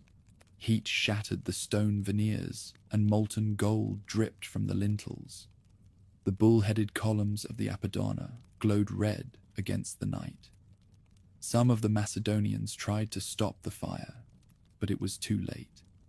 The terraces became rivers of flame, and the sky above turned the color of bronze. Those who witnessed it said the sound was unlike battle. No shouting, no clash of metal, only the vast exhalation of a city dying. The smoke rose straight and steady, visible for miles, until the mountains themselves seemed to darken in mourning. Beneath the destruction, parts of Persepolis endured. The underground storerooms of the treasury, carved into the bedrock, survived the inferno. So did the fortification archive, its clay tablets baked hard by the heat that consumed everything above. Ironically, the fire that destroyed the city preserved its memory. By morning, the terraces were a ruin of ash and light. Columns stood like trees stripped of leaves. The carved nations along the stairways wore faces blackened but unbroken. Alexander walked through the embers, his companions silent behind him. The triumph had turned hollow. Later chroniclers said he wept, others that he ordered water thrown on what remained. Perhaps both are true. In the ruins, victory and regret are indistinguishable. He lingered there for weeks, as if unable to leave. In that time, he issued orders for rebuilding, for offerings to Persian gods, for the respectful burial of Darius's body. He called himself the new king of Asia, heir to the men whose palaces he had just burned. The contradiction did not trouble him. Conquest never does. To the Persians who survived, the fire became a wound too vast for blame. Some said it was vengeance for Xerxes' impiety, others that it was madness sent by the gods to humble both nations. In later centuries, poets would call it fate, the moment when arrogance met its mirror. The archaeologists who uncovered the city millennia later found the evidence still there. Vitrified bricks melted by heat beyond measure, carbonized cedar beams, melted gold pooled in corners, fragments of pottery fused into glass. The pattern of destruction followed the wind, beginning in the royal apartments, spreading through the harem, and dying out at the far end of the terrace. Even the walls bear the scars, stone once pale, now streaked with the color of fire. In the months that followed, Alexander marched eastward, chasing horizons. The empire of the Achaemenids was gone, absorbed into his vision of a single world. Persepolis never recovered. The terraces were abandoned to the elements, the canals dried, the gardens withered, but the ruin remained visible for centuries, a monument not to conquest or revenge, but to the moment when human ambition mistook destruction for renewal. At sunset, long after the fire, the mountain cast its shadow across the plain. The bulls at the gates, cracked but still standing, faced east as they always had, watching the path where the first kings once came and the last conqueror departed. The smoke had vanished, but the silence it left behind would last for ages. When the last embers cooled, Persepolis lay open to the wind. The cedar roofs were gone, the courtyards layered in ash, and the carved faces of kings stared blankly through a haze of ruin. Only the mountains remained unchanged, standing like patient witnesses above the desolation. The city that once embodied the order of the world had become its opposite, a monument to impermanence. The Macedonians moved on. Alexander's army marched east in pursuit of horizons, leaving behind charred columns and the faint smell of resin that lingered for months. The conqueror had taken the gold and the glory, but the city itself refused to vanish. Even in ruin, Persepolis defied oblivion. Over the years that followed, the site became both legend and ghost. Greek settlers wandered through its ruins and spoke of it with reverence, calling it the palace of the ancient kings. Soldiers camped among its shattered halls, lighting fires on the same stones that had once supported thrones. The Persians, who remained in the valleys below, came to regard it as sacred ground, neither wholly of the living nor of the dead. The tombs of the Achaemenids, carved into the cliffs at Nakshi Rustam, still stood untouched. The figures of Darius, Xerxes, and Artaxerxes raised their hands eternally toward the winged symbol of Ahura Mazda.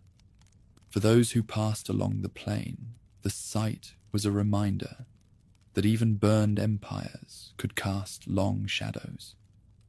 In the years after Alexander's death, the new rulers of Asia, his generals turned kings, treated Persia as inheritance. Pusestas, one of the conqueror's companions, was appointed governor of the region.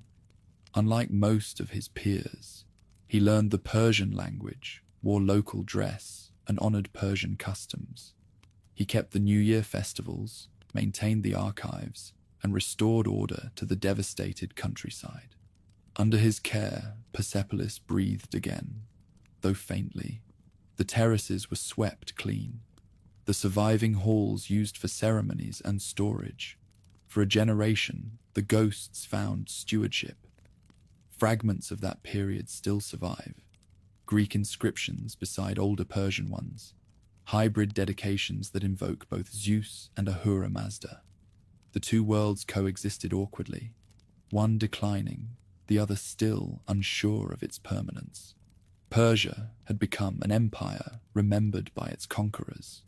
In time, the Seleucids, heirs to Alexander's legacy, ruled from distant Antioch. Their officials saw the ruins not as sacred, but as quarry. Columns were cut for stone, bronze melted for coin, reliefs chiseled away to decorate new shrines. Yet even desecration could not erase the grandeur. Travelers described the site as the work of giants. The locals called it Takht-e Jamshid, the throne of Jamshid, after the mythical king who was said to have ruled in the dawn of time.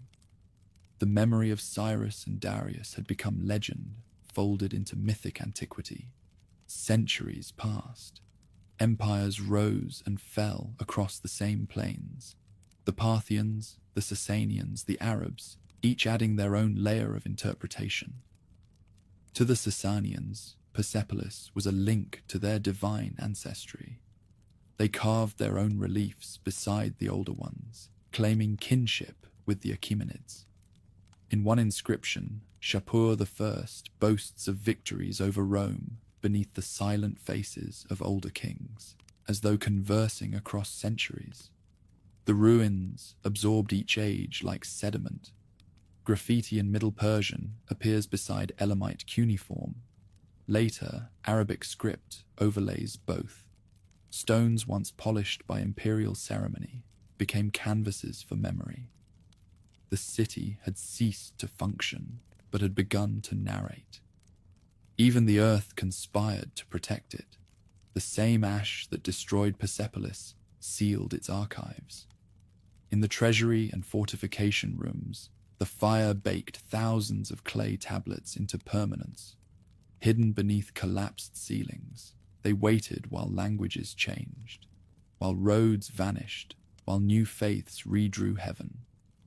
When they were finally unearthed millennia later, they would speak again, the living record of a world that believed administration could be eternal. For nearly 1,000 years after the fire, Persepolis lay half-buried.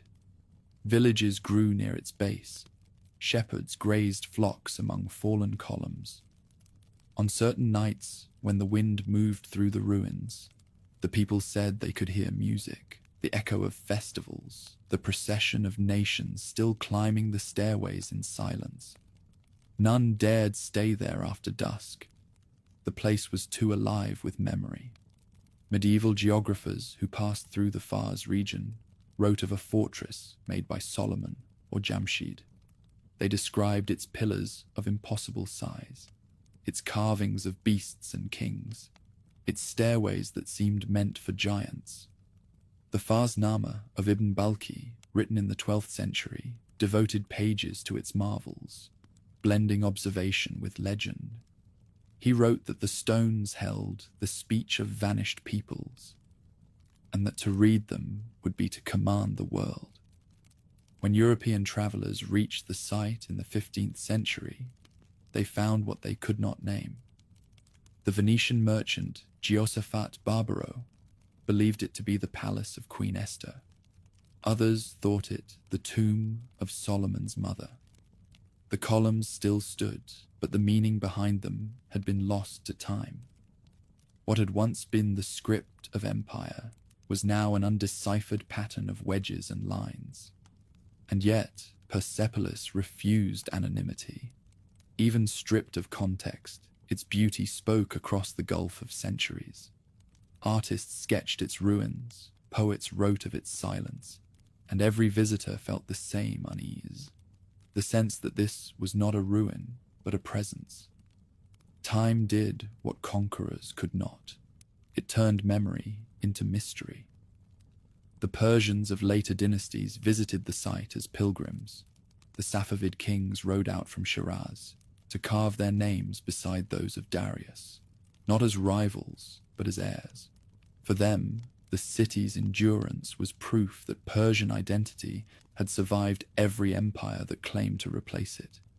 If one walked among the ruins then, one might have seen the layers of history written side by side, the clean lines of Achaemenid stone, the Sasanian carvings etched nearby, the Arabic prayers scrawled between them, the Persian poems of travelers praising Jamshid's throne.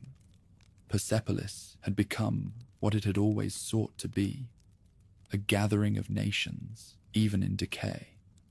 The centuries of silence did not diminish it. They refined it. What began as the seat of an empire ended as a mirror of civilization itself. Every visitor who stood before its shattered gates saw their own reflection in the ambition that had built them. When the sun set over the Marv-dashed plain, the light struck the columns as it once had in the time of kings. The reliefs, blackened but unbroken, caught the glow and seemed for a moment to live again. The lion biting the bull, the processions of nations climbing toward eternity. The empire was gone, but its language of order had survived in stone. Persepolis no longer belonged to rulers, it belonged to time. The wind returned first. it swept over the plain of Marv Dasht, lifting dust across the terraces where kings once walked, tracing the outlines of vanished walls. Seasons turned, rains washed the soot from the stone, and grass crept between the cracks. The ruin that had been Persepolis, burned, looted, admired, and abandoned, settled into its long sleep. Centuries passed without witness. The last caretakers faded, the archives crumbled into clay, and silence replaced the ceremony that had once defined the empire. In that silence, imagination took root. The people who lived near the ruins no longer remembered its builders, only that it had been made by beings larger than men. They called it Takht-e-Jamshid, the throne of Jamshid, the seat of a mythical king said to have ruled when the world was young, and the sun itself obeyed his command. Shepherds pointed to the towering columns and said that Jamshid had ordered them raised in a single night. The cracks on the walls, they claimed, were marks left by his jewels. The channels beneath the terrace were veins through which divine fire once flowed. The real Achaemenids had vanished into legend, but their stone had learned to speak another language. Travelers who came through Fars carried those stories westward. Some swore that the site was the palace of Solomon, the prophet king who commanded jinn and spirits. Others said it was built by demons as punishment for defying God. The myths changed with the century, but always they revolved around awe, the human need to make sense of something that endured beyond memory. By the time the Arab geographers recorded it in their chronicles, the name Persepolis had long been forgotten. They described a fortress of 40 columns, Chehel Sotun, the 40 pillars, standing lonely among mountains, its inscriptions unreadable but obviously sacred. The city, they wrote, was cursed to remain unfinished until the day of judgment. To them, the stones carried not history but warning. Even in ruin, the place drew kings. The Sasanian monarchs had once carved their own triumphs into the cliffs nearby, but later rulers came as pilgrims. They left small inscriptions, blessings, signatures, the names of companions.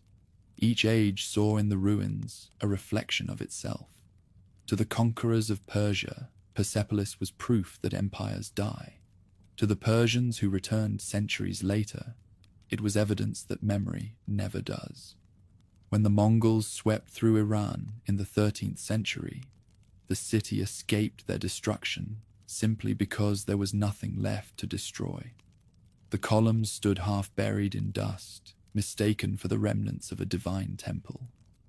The Mongol chronicler Hamdallah Mustawfi, passing through the region, noted the pillars of Jamshid gleaming in the evening light, marveling that such artistry could survive when the craftsmen themselves had been lost to time. Life went on around it. Villagers tilled the soil at the mountain's base, drawing water from the same canals the Persians had built. Goats climbed the terraces, children played among the fallen stones. From a distance, the ruins seemed asleep. Up close, they hummed with quiet endurance. The poets of medieval Iran turned Persepolis into symbol. Hafez, writing in nearby Shiraz, spoke of Jamshid's cup, an image of worldly splendor destined to shatter. To him, the ruins beyond the city were not history, but philosophy, proof that even kings must surrender to time.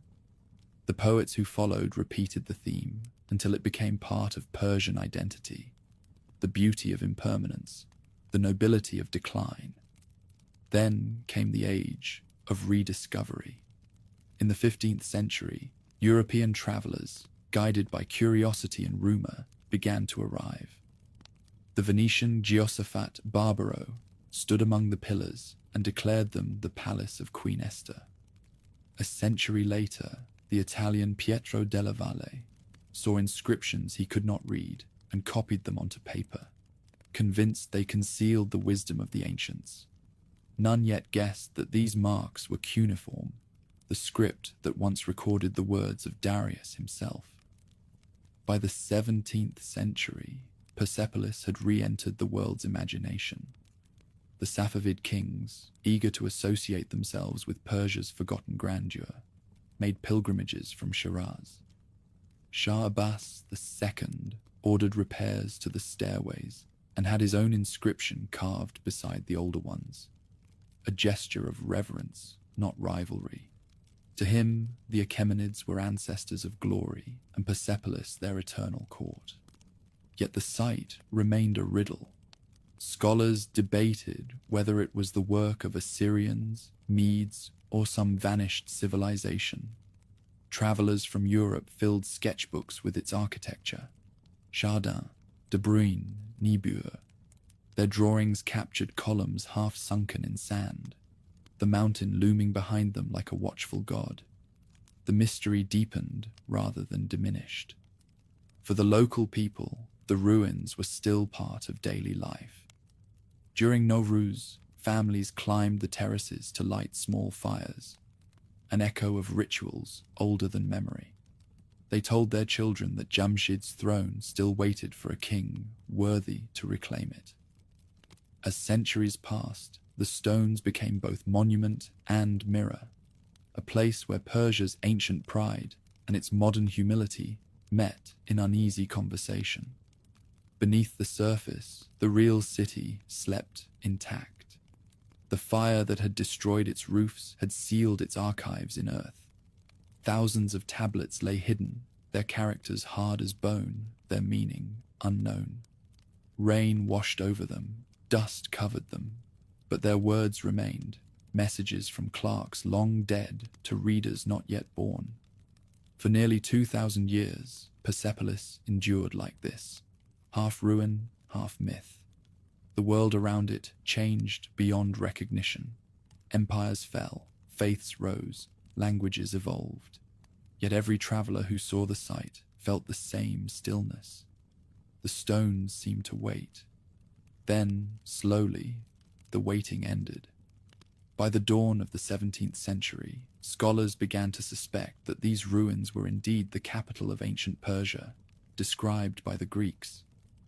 The first modern excavations were still far in the future, but the spell of myth had begun to break.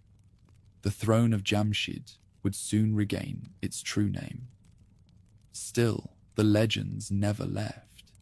Even today, villagers in the valley speak of lights on the terrace at night, of music carried on the wind.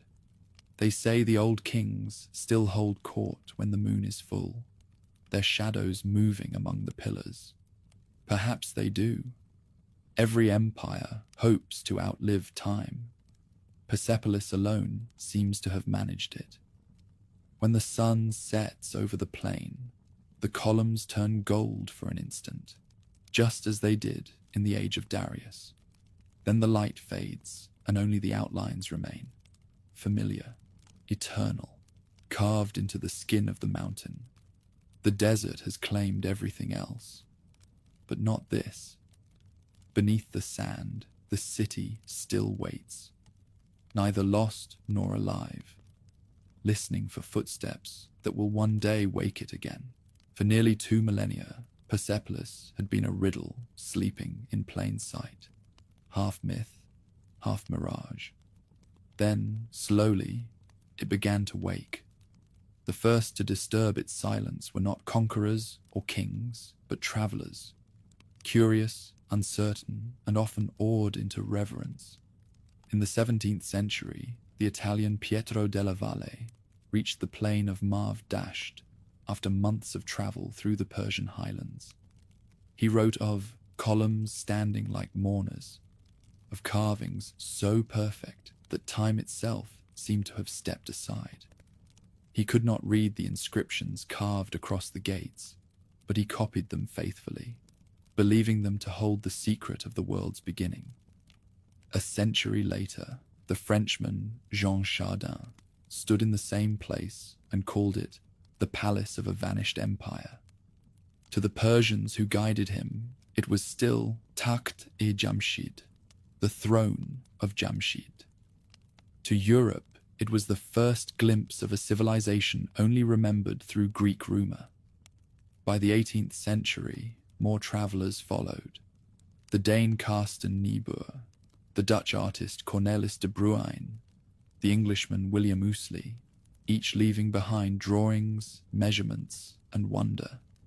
Niebuhr copied the strange wedge-shaped characters he found on the walls and columns, marking them carefully into notebooks. Those sketches would later help scholars decipher cuneiform, allowing the voices of Darius and Xerxes to speak again after 20 centuries of silence. The mystery that had once been myth was now becoming history. But even as the scholars of Europe argued over which ancient king had built this place, the people of Iran already knew what it meant. They visited it during Nowruz, lighting fires on the terrace in quiet tribute. Children ran between the pillars, shouting the names of Jamshid and Solomon. Old men recited verses from Hafez. The ruins were no longer merely the pride of a vanished empire, they were the memory of a living one. In the early decades of the 20th century, Persepolis found new custodians. The German archaeologist Ernst Herzfeld arrived with a small team, notebooks, and the patience of one who understood that ruins resist haste. He mapped every stone, traced the layout of palaces, and unearthed tablets long buried beneath collapsed roofs. Among them were foundation plaques of gold and silver inscribed in 3 languages, proclaiming the words of Darius. By the favor of Ahura Mazda, I built this palace. For the first time, the king's own voices returned, not as myth, but as evidence. Herzfeld was followed by Erich Schmidt, who continued the excavations with method and reverence. He took to the skies in a small plane, photographing the terraces from above. Through his lens, Persepolis revealed its full design, the symmetry of the stairways, the alignment of the palaces, the order that had once mirrored heaven itself. Those aerial images, ghostly and exact, gave the world its first complete portrait of the city that had ruled the imagination for ages. Each discovery felt like an act of resurrection. The archaeologists uncovered the treasury archives, the hidden rooms of the fortification tablets, and fragments of painted plaster that still held faint traces of blue and red. The stones that had seemed mute began to murmur again. Lists of workers, payments in wine, offerings to gods whose names had not been spoken for 2,000 years. The everyday returned before the divine, the hum of life behind the grandeur. For the people of Iran, this awakening stirred something deeper than curiosity. It was not the recovery of a lost civilization. It was the recognition of continuity. The same mountains that had once watched over Darius and Xerxes still watched over them. The same sunlight that had gilded the terraces now fell on their own faces. Persepolis, at last, belonged again to the land that had birthed it. The rediscovery was not free of tension. Some saw in the excavations a challenge to modern identity, too ancient, too royal, too distant from the faiths and languages that now defined the nation. Yet even those who doubted its relevance could not deny its beauty. The ruins stood beyond argument. They were neither Greek nor Persian, pagan nor sacred. They were the memory of civilization itself. When the dust of excavation settled, Persepolis revealed not only architecture, but intent. Every block of limestone, every staircase and relief spoke of the same vision that had animated Cyrus and Darius: unity through order, diversity through peace.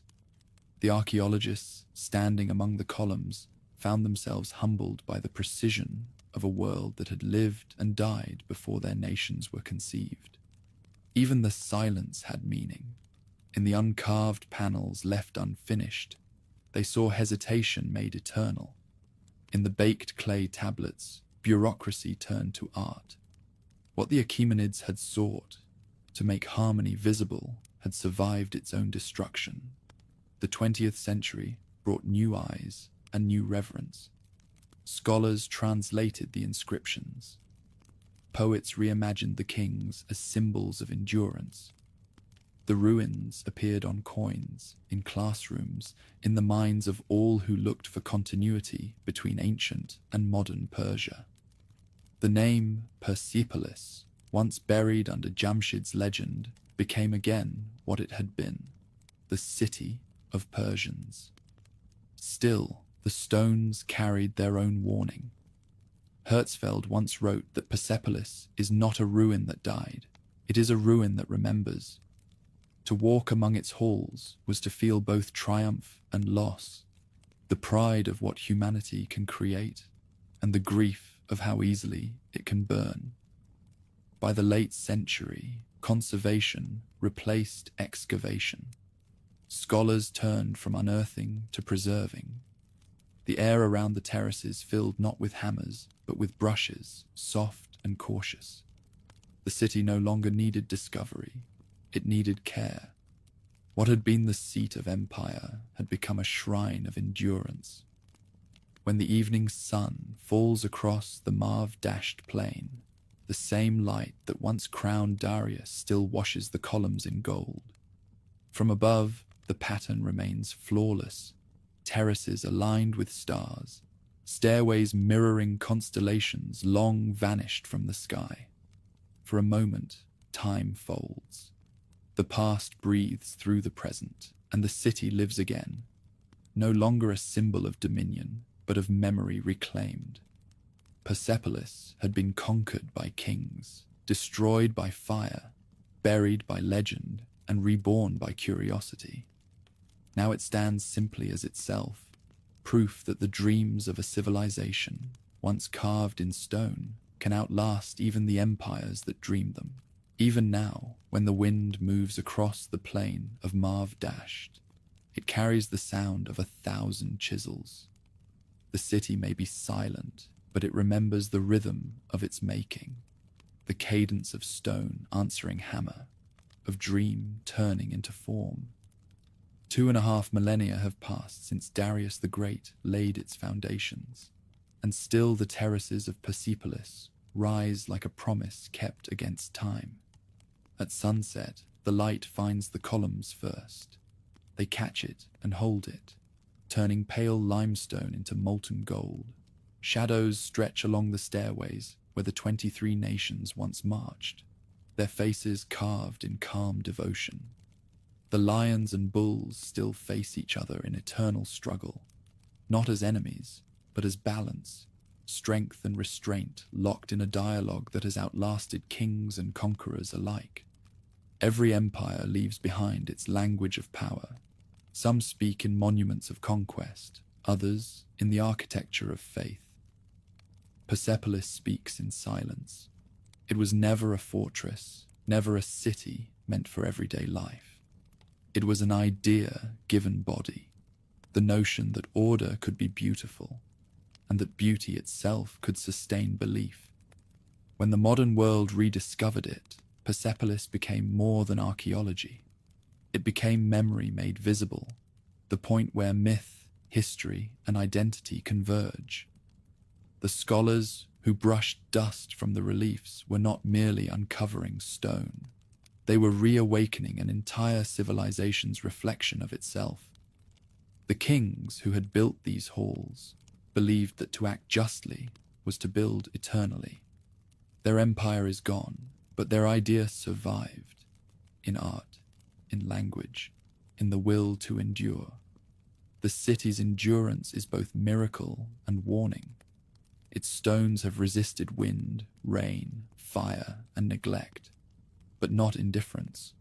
Time still gnaws at the carvings. The limestone softens, the reliefs weather, and the bulls guarding the gate of all nations lose a little more of their faces each year. Yet restoration continues, quiet and patient, as though the living have taken up the work of the dead. Today, Persepolis stands protected not by empire, but by remembrance. It belongs to all who value what civilization leaves behind when its banners fall. The world has named it a heritage of humankind, not because of conquest or gold, but because it teaches endurance, the art of lasting without domination. Each visitor who walks its stairways repeats, in gesture, if not in language, the procession of nations carved in its walls. During Nowruz, people still come from across Iran to celebrate the spring beneath its pillars. Families picnic among the stones. Children climb the same steps where envoys once carried tribute. The air fills with laughter, not ceremony, but something of the old reverence survives. The sun sets, fires are lit, and for a moment, the ruins look whole again. The empire has become community. The monument has become belonging. In this transformation lies Persepolis's final triumph. It no longer needs power to be powerful. The city endures not as the seat of kings, but as the heart of a memory shared by millions. Its image adorns coins and books. Its columns rise on murals and currency alike. But no symbol can capture what it feels like to stand there when the air is still and the mountains glow faintly with dusk. When you realize the same horizon that crowned Cyrus now stretches before you unchanged. The city has become time's mirror. Every era sees itself reflected there. The ambition of the ancient, the curiosity of the modern, the longing of all who come after. To the Persians, it is inheritance. To the world, it is proof that beauty can outlast the politics that create it. In the last light of day, Persepolis ceases to be a ruin. The terraces dissolve into gold and shadow, and for a heartbeat, the city returns to what it once was, a vision suspended between earth and sky. The columns no longer seem broken, but waiting. The reliefs no longer still, but breathing. The stairways alive with invisible procession. It is as if the centuries have folded, and all the kings who once believed in eternity have kept their promise after all. When darkness finally falls, the outlines remain. The mountain behind it glows faintly, and the air still hums with the silence of ceremony long past. The wind rises, whispering across the stones, tracing the paths where priests, envoys, and workers once walked. It carries no words, only continuity, the same invisible thread that has bound this place to the living world since Cyrus dreamed it into being. Persepolis endures not because it survived destruction, but because it transcended it. Empires burn, belief endures. Fire could not erase its meaning, nor could oblivion diminish its grace. The city's strength lies in its vulnerability, in the way its broken columns still reach upward as though seeking conversation with the sky.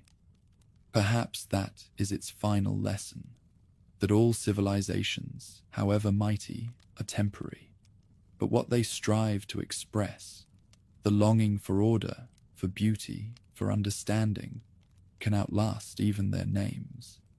In that sense, Persepolis never truly fell. It simply changed language. And so it remains, on its terrace beneath the mountain, not the ghost of an empire, but its memory, its music, its soul, the dream that began with Cyrus, perfected by Darius, crowned by Xerxes, and preserved by time itself. The eternal city, carved not for dominion, but for remembrance, a testament to what humanity can build when it believes that beauty and order are worth eternity.